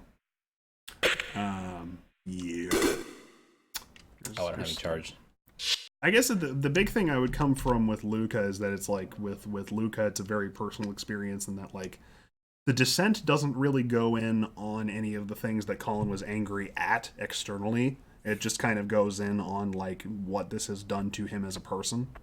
Yeah. Which is something that I definitely relate to. It's just because it's sort of like you're constantly arguing with yourself when you come from a certain type of situation where it's like, you know, like, how do I get myself out of a point where I just spit back the same kind of, you know, like where I like, how do I get past the point where I'm just regurgitating the fucking bile that was like, you know, poured down my throat?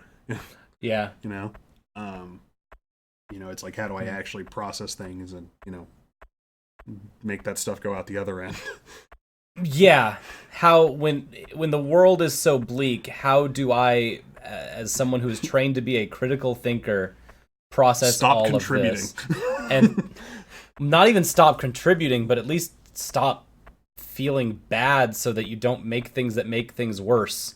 Exactly. That's yeah. How do I make it so that I stop making grossness also, I guess? That's the thing that really hurts me when I play Dark Souls, is I feel like Dark Souls is made by somebody who hurts and wants other people to not understand the way they feel, but feel the way they feel. Yeah. This is not that feeling for sure. No, I mean, this is the complete opposite, and it's also, I mean, just look at it. It's obviously, influenced. But that is harsh. What, on Dark Souls? Yeah, I've called it kind of processing what you're saying, and yeah. I was held to task a few years ago for calling Dark Souls abusive, and I think that's probably too broad language to use still, but I would still stand by the idea that it is intentionally harmful. Like, that it digs a knife into you on purpose, and it does it in a way that most, even hard video games don't, it's a new level. It is a new level of player humiliation that I think is unacceptable, it's just, it's like we already have a history that's built on, we have such a capitalist history that, it's built that, getting people interested in the game is based on devaluing them and making them angry, Right. That's how a lot of video games work. For about 10 years or something, there was a history in console game design and indie game design where we're just moving away from that because it's fucking childish and stupid, And then Dark Souls comes along. Because you have, as a designer, you have a full and honest choice, and that's what was investigated here in LUCAH, to make games that are not sad.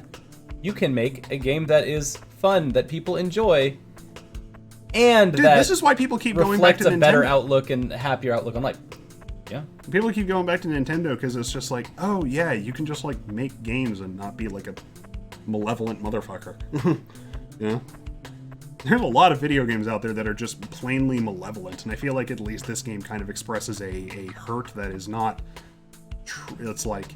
It is unlike anything I play in video games. If you get close, you'll get burned, But there is a tone in LUCAH that I have never seen in another game. I don't think I've felt this tone of, introspection in anything. I mean, other than Yume Nikki, which is what was a heavy inspiration for this game. Yume Nikki also is an introspective game, but it's an RPG instead, about trying to understand personal pain and trying to understand not putting that out into the world. It's just, that's why these games are such cult classic, popular but not popular at all games, is because it's just a rare tone. And I think it's a rare tone, but it's also kind of central to the character of video games, because I feel like there's the performative, the laborious aspect of video games makes them different, not exceptional, but different. And it's just the history of the medium is super duper rooted in the idea of work, and therefore the idea of value, and it's you can judge, and that's part of why we have video games that clearly make it they make video games where you can be worse at the video game. Does that make sense? The fact that video games are skill based is a capitalist thing. Right. It's the fact that that they're not just set piece. The fact that we didn't start with walking simulators says a lot about the history of the medium. Right. You know what I'm talking about? Because you say walking simulator, just and literary and simple. Yeah. a game where stuff just happens and a story's told. Like, and it's our first game was not the Odyssey. Mm-hmm. Which the Odyssey is not a story about someone getting better. It's a story about a guy where shit happens to him. Right. Just set pieces. Mm-hmm. Be a very fucking good walking simulator type game. Honestly, I would figure if there was like less of a capitalist history thing, I would think more games would actually be like Dragon's Lair, just in terms of being like navigating your way through a event. You know? Both medieval games, but I mean you could apply that to literally any kind of setting. Just games that tell a story and put you in fun, interesting spaces, and you try to work your way through it. So the thing with video games is we have them be skill-based and all that, and I think that's kind of like people who are really, forgive me, people who are really gamers,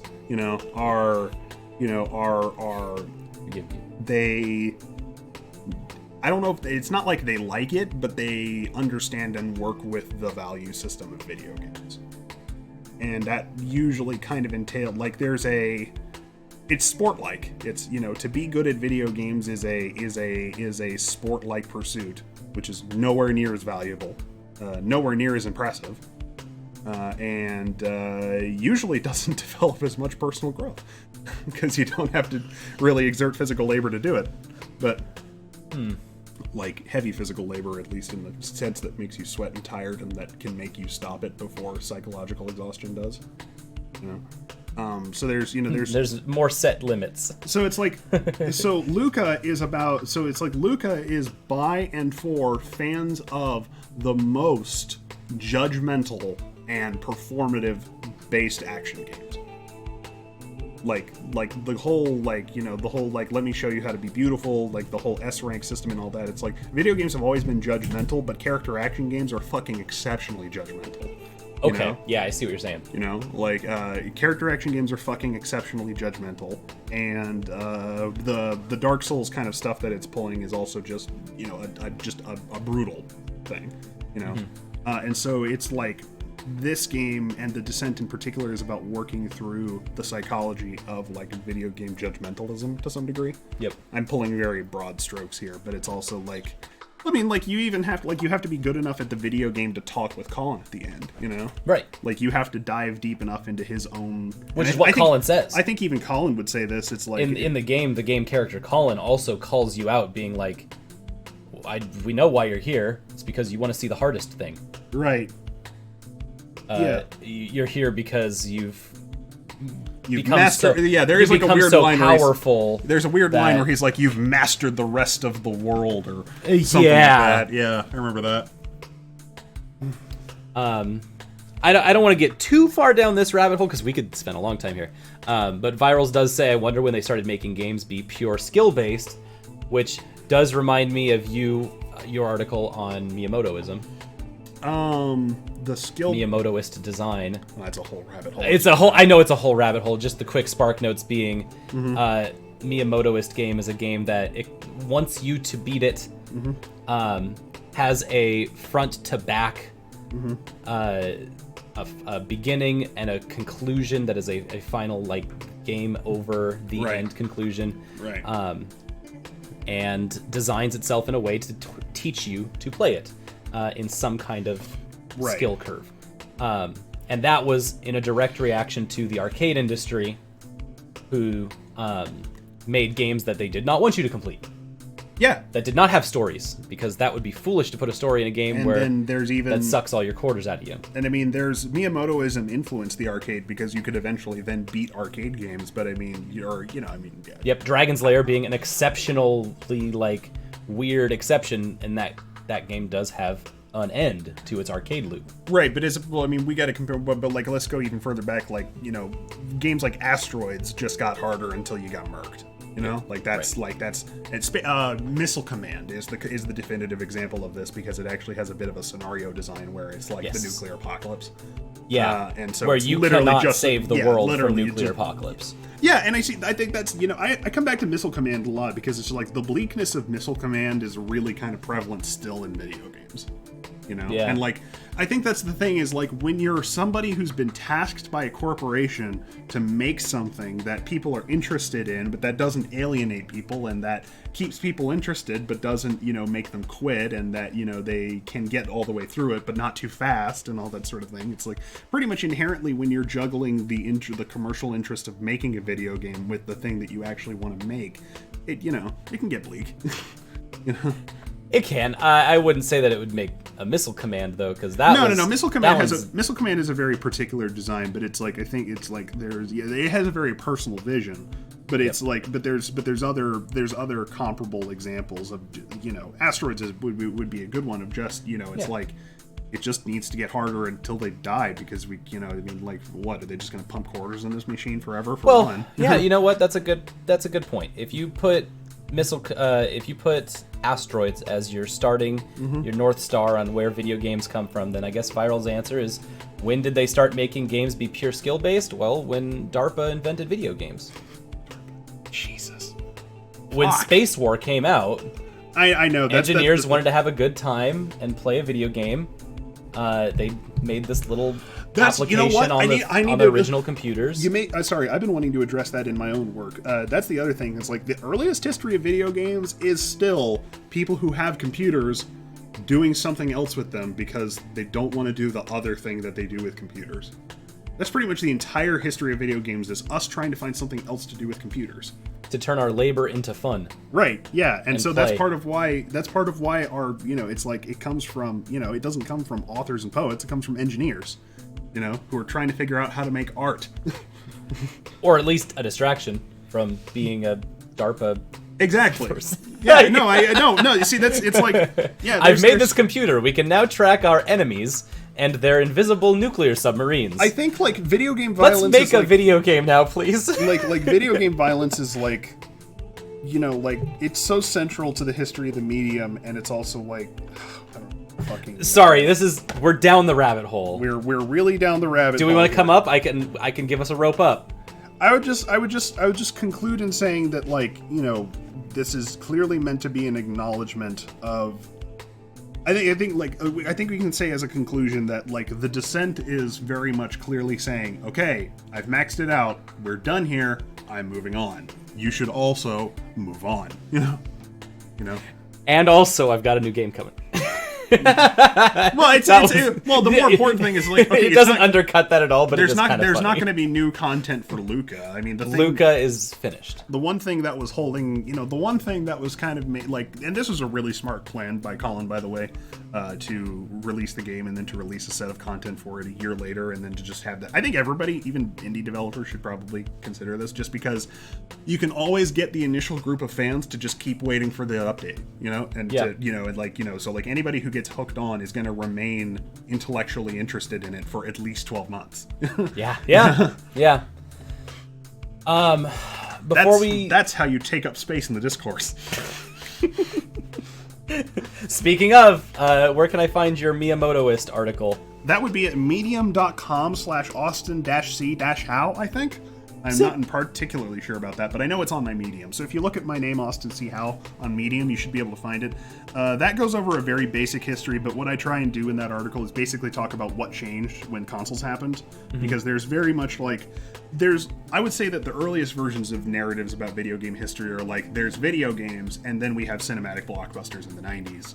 And then, like, well, it's like, I mean, obviously pre-crash, post-crash video games are different, but, like, the reason that, like, people like Shigeru Miyamoto get credited with bringing storytelling to video games is because of their introduction of even the most basic narrativistic flow, and also the idea of beginnings and endings to video games. Yeah, just because of the magic moments that they make. One of those being, you jump to dodge the Goomba into a block with a question mark, and out pops a mushroom that runs into a block that bounces towards you, so you cannot avoid it unless you're being tricky. That powers you up. And you go, oh, that's a good thing and not a bad thing coming at me.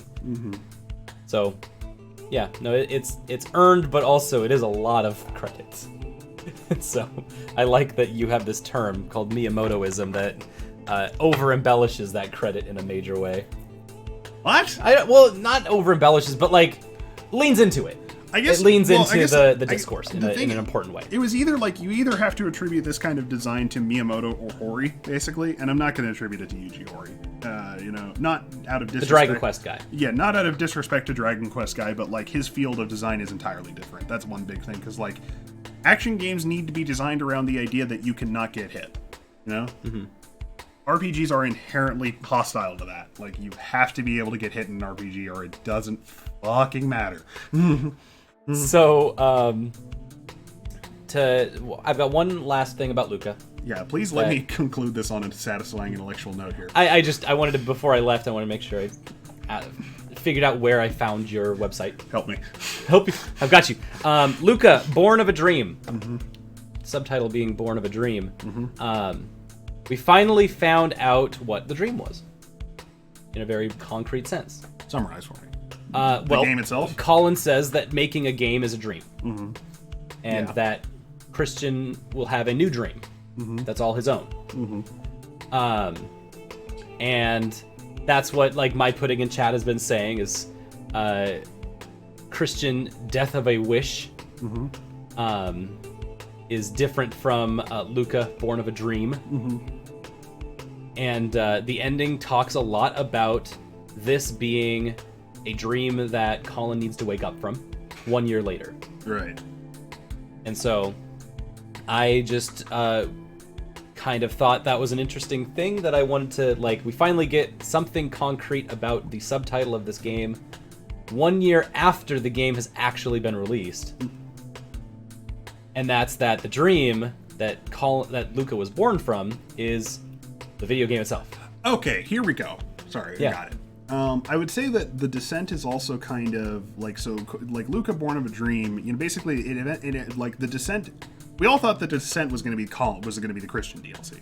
Yep. You know, that it was basically just going to be more of LUCAH, more or less. You know, in terms of, I mean, just like, you know, like the Descent is a different type of modalism. You know. Yeah. Like, it's just, you know, the combat and the visual novel stuff is even more demarcated than before, which was already pretty harshly modal.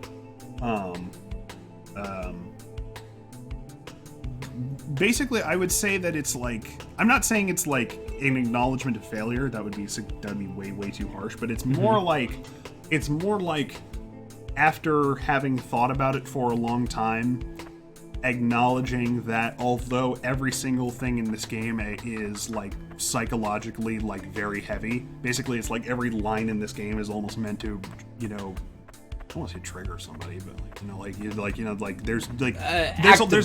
there's a lot of like evocative imagery and stuff that happens in this game that is not specific, you know? Yes. And so I think that like basically it's kind of Colin a little bit saying, you know, like at the end of this, it's like meaningful and, you know, expressive or whatever, but it's not coherent.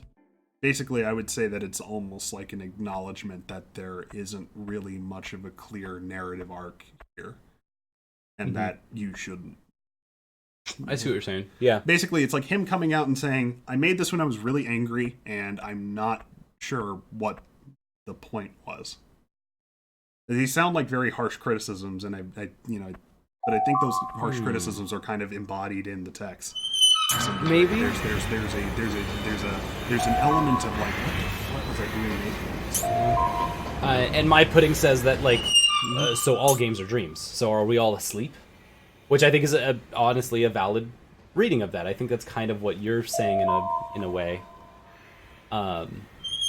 Is like making this game is something akin to being asleep, right? I think that part of the problem is that I see artists primarily feral. This is kind of they have like regular takes, and then I'll go on like weird ones, and this is one of my weird ones. Is that here we go. I don't actually see art. Now arriving like, at Weird Take Station. I don't see art as a primarily cultural object. I see it as primarily personal therapeutic. Not like as in like making it as therapeutic for you, just engaging with it, be it in creation or in just engagement. You know, like the use of it, so to speak, is. Does this train actually go back and forth between? I think it only goes back and forth between the two stations because there's the other train. Yeah. think that killed one of us. I didn't realize that it like literally will just go between the two stops. It only has 2 stops. And so it'll just go back, and if you don't get off the train, it'll just go between them. Mm-hmm. Oops. Sorry. Yeah, I'm leaving the train. I love the train. I love train! What was the last thing I said? Train now runs east. We were talking about games as art being therapeutic. Oh, so I think it's like if you're making, making art or engaging in art, like consuming art, is primarily a therapeutic action. So, with video games kind of create a self-perpetuation that can turn the therapeutic into the compulsive,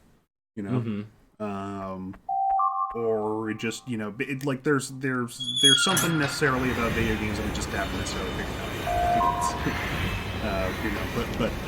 Next stop. So what? Going to the place. The weird station? Yeah. Okay. We're going to Weird Take Station, so I thought. So making art is also therapeutic, but like in the hard way. Like playing a video game a lot of times is therapeutic in the way that you go to a therapist and just bitch about your problems. When we were getting to the ending, our friend Wurmple on the channel was getting very ecstatic and excited about screaming that Colin needs to resolve these things with a therapist. And it was they're very sensitive to that sort of thing because they're doing psychology in college right now, and so it was just very funny like that. Yeah. Well, so there's like playing a video game is just, easily therapeutic in the sense that it's, either escapism or like or even when it's heavy, just like I get to come in here and say, oh yeah, this LUCAH has things that happen to them that are relatable, or, however we're approaching this subject. Somebody actually, somebody had to actually fucking make it, which means that they had to dig through their own psyche and, dig through, it's like going to the fucking roof of the Chernobyl plant to, shovel off the fucking radioactive lead, It's like you might be doing a good thing. It still sucks and hurts and will probably damage you in the long run, But it is a good thing. I think it's like, there's a kind of like, there's a lot of like personal therapy that's being like, there's a lot of like, sometimes you can like have a revelation and then like, in therapy, and then it's like, oh Jesus. And then like, you kind of realize like, where like, why your brain's been going in a circle about something for a few years, and then there's something like this where you actually take that frustration that you had and then actually put it into something. Yeah, there's just a degree, like it's just like there's like when you get into the dark art thing, there's a degree to which it's like, I don't want to say it's like damaging, but like it's almost like you it's almost like when you like, so like Alice in Chains Dirt is the primary example I come to. It's just like, this is not an album that made anybody in the band's life better, yeah, it did. I mean, it did, it expressed and, in like great detail their horrific, heroin addictions and such, and laid those plain to see. But in doing so, like, the rest of the band members got out, and Lane Staley was like, oh fuck, just like you can easily get trapped in the, like, you get trapped with yourself. Like, I think it's almost like it's almost like if we were going to have perpetual updates of this, that this was going to become like an anime series of a video, like an episodic video game. Like if this is like if LUCAH was an episodic video game, it would just be torture to maintain. Right, yeah. Which is instead what they're doing with Meat Punks now. True. It's episodic. I'm very excited about that, though. Virals makes the comment that, hey, turning the therapeutic into compulsive sounds like The Witness. The Witness is a great example of video game psychology.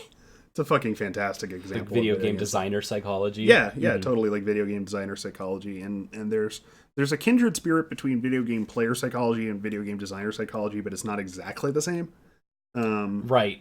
Well, that was also part of the thing with Braid, was that Jonathan Blow was saying the quiet parts loud. normally in games, the designer, but before then, the designer wouldn't say like, "Hey, I'm hurting. This sucks. I can't get a girlfriend." And in Braid, he says the quiet part loud. "Hey, I can't get a girlfriend." And then in The Witness, he felt like he didn't say the quiet parts loud enough, and so he got louder. "Hey, I'm pissing here. Pissing in a jar. Pissing in a jar." Making video games has made me question whether when I open a door, if I'm not pressing a button on a keyboard. These are... I'm making the worst flattenings of The Witness and Braid, and I'm being kind of mean about it. But... I totally get the ending of The Witness is the sad part. Right. I think the sad part is, I think everybody gets the ending to The Witness. Like, that's the biggest... The Witness's ending is, like, one of the biggest call-outs ever, because that game sucks ass, and the guy who made it sucks ass. And he says the quiet part's loud, whether we want to hear him or not. But the other thing about it is it's also, like, dude, this whole thing, like, where you wake up and you've been pissing in a bottle, and you can't decide whether interacting with a door is a real thing that you do or not, that's video games. Mm-hmm. When Pudding said that are we all asleep and are all games or dreams, the way that I actually took that, especially with LUCAH, the subtitle being Born of a Dream, the way I took Colin talking about dreams is actually that the more social idea of what a dream is, like making a game is the dream. Mm-hmm. It is the dream to have made a game. Right. Something that you can firmly call your own. Mm-hmm. And Colin came in to call this my own for me. Right.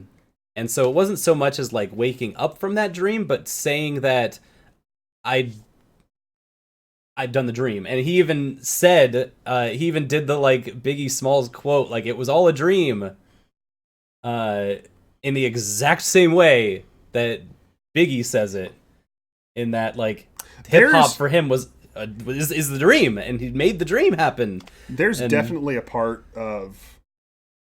There's like a part. I don't think it was even intentional. Sorry. No. Well, there's the Biggie part. There's a part that I think is intentional that definitely quotes like Slayer and Mastodon. I think. I mean, like I don't think any of these folks are intentionally even quoting each other. Just like making art like this is the dream. Mm-hmm. And, it's not. And also, well, it is, and I think that it's nice now at the end of all of this being able to be like, LUCAH Born of a Dream literally means like, it was my dream to make LUCAH. Mm-hmm. I made LUCAH. Goodbye, LUCAH. I love you. I think that's like, and that's the other thing as well, is it's also just kind of, it's like, I think with the way that LUCAH goes, we should expect that there's not, I mean, maybe Christian will be something, but like, I don't think the next Colin game, I don't think the next Me Less Than 3 game, unfortunately, is going to be this bleak or this brutal. No, hopefully not. Hopefully not. I hope he enjoys making it. Pudding, thank you for being here tonight. Thank you for being here. Thank you for adding to our discussion. It was awesome having you. Enjoy your evening, and goodbye for now. Yeah, and so, what was the thing I just said? You hope that LUCAH. I hope the next thing. Yeah, I hope the next thing. I hope the next thing. I hope the next thing that Colin makes, they get to enjoy making more. One thing is also, it's like there a lot of work got put into making this very, very deep action game. On this, on an indie platform essentially. Mm-hmm. And it's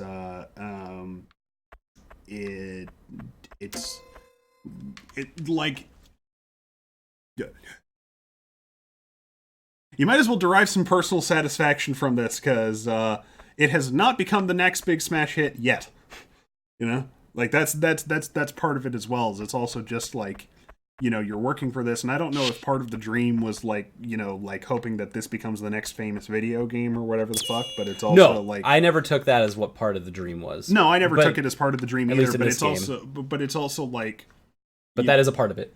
Yeah, but that's kind of part of it, because it's also like, okay, I'm going to make like the kind of game I would want. Here's what it is. I'm going to make the kind of game I would want to play, but I am not going to, in trying to make people like it, compromise on the fact that it's also going to be a very personal thing.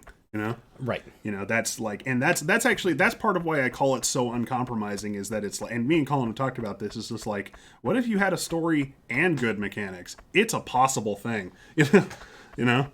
And that's what LUCAH is. It's like, LUCAH is just like, you didn't compromise on making art and you didn't compromise on making a video game. You know, and that's like, and it tore you in two directions, you know, but that's why it was so special to me. Now you're ripped.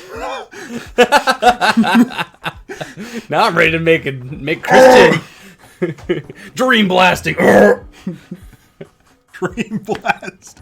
I make dreams. Just like rainbows coming off the biceps. Viral's in the same boat. Dream blaster. When God says, "Whoa, you guys are opening up my eyes to my own brain." So here's the thing: I spent 10 years essentially. God, I'm almost 26. Yeah, it really is 10 years.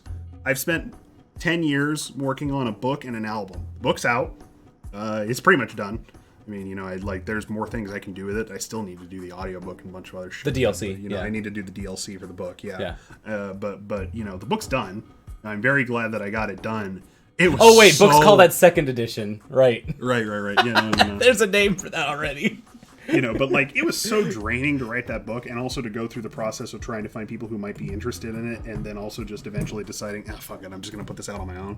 You know, like, that whole process was brutally draining, and it's also like, it sold more than 100 copies, but it's not like it completely redefined the discourse about Final Fantasy VII yet. So I might as well just like the book. You know, like, I did what I said I was gonna do 10 years ago, and now it's done. Same thing with this album. It's like, you know. But it's like, when you're acknowledging the fact that this might not blow up, you also tend to make something that's more like, yeah, this is a drain on my resources. What of it? Fuck you. You know, like, that's why I stream. Like, I know it's a drain on my resources, but I fucking love it, and that's why I made all those Let's Plays for years and years. It's just like, that's kind of those are my artifacts for me. If that's, you know, I would say that that's the dream. You know, if we need to give the dream a concrete definition here, it's that no matter what damage has been done to our own brains, that we will not let some amount of our own work not go to our own accomplishments. Yeah. You know, it's like, regardless of whatever has happened to Colin in the working world or anything like that, and I do think the influence of the working world is in LUCAH. It's just not heavily. Walking home. In the ending of The Descent, having just gotten through it. Oh, yeah, they do talk about an office. Okay. He says it much more specifically. Right. Than just the ending of New Game and New Game Plus. Right. Where there is kind of the subtext, like walking home from work and not hating that bridge that is the commute home and seeing the cars go by underneath. Like, there was definitely subtext of just having a bad work situation. You know, that kind of a thing. And it's like, there's an anger there that it's like, yeah, I like, you know, like, I mean, even in very literal terms, it's like, yeah, I'm going to be fucking 15 minutes late for work tomorrow because I'm going to spend an extra 4 hours fucking writing my book. Eat shit. Yeah. You know, eat shit me and eat shit corporation that doesn't get the Rico! There we go. Thank you for the host. Yeah, hope you're doing well, Riku. We're actually just starting to wrap up here. The dream that LUCAH represents is just kind of like, there's this like more so than at any point in recent history. There's like just young people being held down. You know, I know people are getting more. Excuse me. I know people are getting more skeptical of the boomer versus millennial thing, but I still really buy into it because there's just like. You know, the reason we're all fucking like miserable right now is because everybody who's actually in charge of a major like financial organization of any kind is like fucking 85. You know? I'm always skeptical. I think generational discourse always punches down, and so I always think that generational discourse causes generational warfare, and is not healthy in any way. And so I'm always skeptical of it because I think the power dynamic is imbalanced because, as you're saying, 85-year-olds are in fucking charge of everything. No. Okay, I want to make a point here, though. 85-year-olds are in charge of everything. That means that people who are 65 and 55 and 45 and 35 are not fucking in charge of anything. Yes. That's what I'm It also talking about. erases a lot of folks that don't apply or subscribe or identify in any of those generations on purpose. That's baked into the discourse. Boomers are going to push on millennials so that they can erase about 30 years of 1.5 to 2 generations. No, yeah, no, it's boomers. like, no, like boomers, like it's now boomers versus millennials. Like, what the fuck happened to Gen X? Like, people I consider close personal friends who are just stuck in the same places that they would have been stuck in 20 years ago because nobody will fucking die and give up their job. Just like, that's like we're stuck here, and it's just kind of like there's a. I think that's why it's part of why pro wrestling is coming back. Is one of the recurrent narratives in pro wrestling is some motherfucker that never actually achieves the thing that they're trying to actually achieve, but just keeps fucking doing it, or keeps trying. I mean, there's the more simplistic narrative that, in pro wrestling we watch a bunch of people just beat the shit out of each other, and it's very, very therapeutic, regardless of who wins or loses or whatever the fuck. But like, there's the reason that people watch Tetsuya Naito get buried over and over again is because that's them. Well, yeah, people. Pro wrestling surges in times of depression because you need to see an underdog win, or pro wrestling to see an underdog lose, I think it comes with the territory. Mm-hmm. I think that the more honest statement is that eventually an underdog wins, and that's why people watch it. Even if they don't win, they're still watching it because they want to see the underdog win. Well, of course. And so pro wrestling flourishes in spaces of depression because you would need to see an underdog win, and it's the only place that you can see that, because if you go to sports, you don't see an underdog win, you see the Browns lose. And if you go to be fair, I think everybody likes it that way. And if you go to performance of other kinds or other media, the underdog always wins. Yes. Which is interesting. Go. Yeah, no, the thing in Luke Skywalker always magically hits the center of the Death Star and blows up an entire intergalactic station, and it fucking rules, but like, it happens every time. Right. Pro wrestling, at least you can distance yourself a little bit to be like, you know what? It's a little Daniel Bryan guy.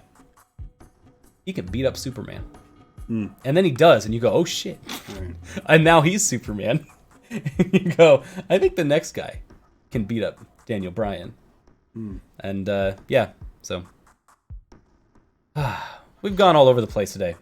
I think Colin would be making happier games if Colin had a job that paid well making and directing video games. Well, you wanna see something happy? Let's go see something happy.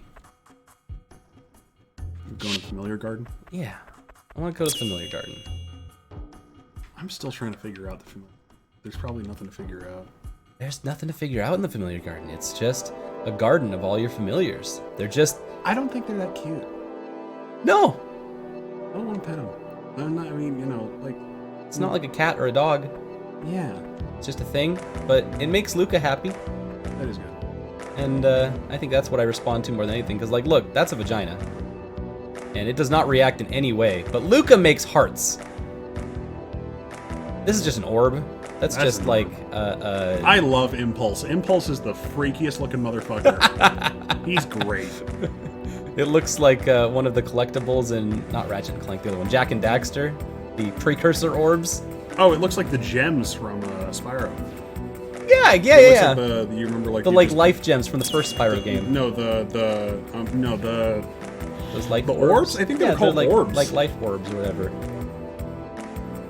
Yeah, no, it's like, so the art that we're making is defined by the time that we're in, obviously, and there's a lot of, it's like, LUCAH is born of a dream, The dream exists in the state that it exists in because of socioeconomic factors, and who knows if LUCAH would have been the thing born of the dream under different circumstances. Yeah. Is that part registering? I see what you're saying now, yeah. So Viral said Spyro 2. The Spyro 2 orbs. That's right. Orbs. Spyro 2 that's specific. The green orbs. Yeah, the green. That's exactly what I was thinking. You dork. I remember that. Okay, I'm ready now. Anyway, want to see something bleak before the end of the game? Before we call it for tonight? Sure. I can't cleanse you fully, but I can stem the corruption. We are at 61%, so you'll be sacrificing much. Very well. I shall start. If you give me one final word!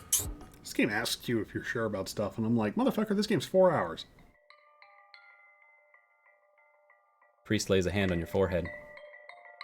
Under his sway, you kneel, and he prays. The murmurs start soft, then grow and grow. I would say that the big contradiction in LUCAH is... Well, there's no one but you and your heart. In the darkness. And then you can't breathe. You gasp and try to get the air in, but nothing works. It's empty, stale, bloody.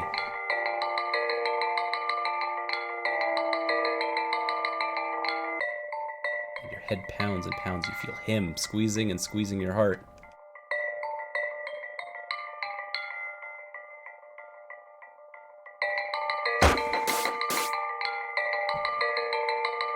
As if there were never there. The voices settle, soft and distant. You don't feel the pain or anger or sadness. Ooh. Yeah. You don't feel anything.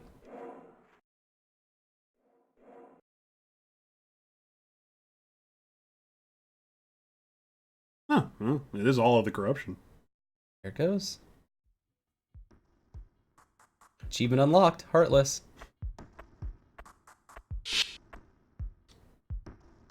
And, Are they all gone? they're gone, baby. Might as well go back to that garden.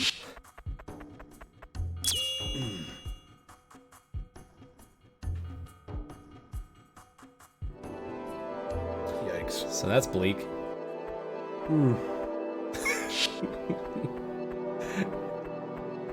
So anyway, that's LUCAH Born of a Dream. How sad. Thought it was appropriate to just end on the saddest note. Because it is a bleak game. It's an incredible game. I love this game so much. That's permanent, by the way. I can't get them back now. Yikes. But I did clean all of my corruption. Even though I also Even though could it just... keeps going back. It just keeps going back up. There's nothing I can do about that. Just go back and talk to him again. Yay! I think if I revert, I think it'll head back. I think. Hey, time to wake up. Hey! Alright. It's all better again! Alright, that works. Ugh. Okay, I'm a little worried about that. Don't worry. No more worries. But yeah, it's a weird bit that I still don't know what to do with, but it sure is a part of the game. Just for sads. But yeah, anyway. Let me give like 2 more seconds here. Yeah. Just, any closing thoughts on LUCAH, on the descent, on... So in the story of life? LUCAH, it's like there's, basically there's people, and then the people get corrupted into turning into these whatever the fuck monsters, which you then fight against. You can tap into their own power to destroy them, and all that other sort of thing. It's kind of unclear whether this is like a thing that the church is like instigating, or they clearly are instigating it, but it's also not like they never go full out and say like, like you should embrace this like dark heretical thing that they use or whatever. Like there's not like there's like a sense that like this dark thing that they have toyed with is destroying them from the inside out, but there's never the idea that that's a good thing. They fucked with it and they found out. And all that sort of thing. There's just like there's this constant sense of the corruption always being bad, that I think is not quite ever like resolved, because it's like the same thing that makes the corruption go up is also the same thing that makes you capable of wielding mantras and virtue, I think. Like, yeah. I think that's part of it. It's like you wouldn't be able to do this without, like these things are kind of just like inherently connected. What is with this weird texture? Which one? Oh, this one that like goes across the screen behind us. Just a line. Yeah, it's just, I guess it's just. It's got like some. Yeah, I guess those are wings. Yeah, no, so it kind of never really settles on like whether this whole transforming thing that you're going through is actually like a good thing or not, and I think that's part of like where the skepticism eventually comes from, that we eventually see more of in the descent. It's just like, at first it seems like we're gonna, like get way deep on this bad shit and, just like go full boom. and then it's just like, maybe we shouldn't go full build. I don't fucking know. I wish I understood the game better. It makes you want to. And I think that's also why people even start to speedrun it, is because it makes you... Something about it just drives you deeper and it makes you want to know more. And makes you feel like, hey, I think I can do this faster. Like, we keep coming back to it just because there's something in here that is comfortable and familiar, but also completely foreign, and kind of makes you try to be the best that you can be without really asking for it. I don't know. Nothing there, though. Love this game. It's good. Favorite game of the year? It's very good. It's with this content, it's still pretty much at the top of the list for this year too. Yeah. I wouldn't put it on a 2019. There's a lot of video games that came out this year because it got its award in 2018. That's what mattered the most. Well, you made a list in 2018, not everybody. Austin, thank you for being here. Oh, are you gonna keep streaming? No, I'm gonna call it for the day. I just want to thank you for being here. Thank you for helping me understand LUCAH a lot more. It was awesome being able to help to unpack that with you as the expert. That was exhausting. I'm realizing now, I'm like, oh, I'm sad now. Don't worry. Well, happy times are coming. Tomorrow's Final Fantasy IX. Oh! Wrap this up. Yeah. We get you smoke some weed. We're going to talk about the fake vendor. Fake vintner. The new vendor. The second vendor. The vintner. Oh, fucking WWE's Rowan. Oh, God. Pick it up. God, it sucks. Y'all, Final Fantasy IX is tomorrow. And I'm not ready. I don't think you're ready. The boys are sure not ready, but they're going to bring it. It's going to start 8 o'clock Pacific Standard Time, and we're going to go all weekend long. They say it's a 36-hour game, so I'm expecting us to finish it on Saturday night or early Sunday morning. Will we? We'll see.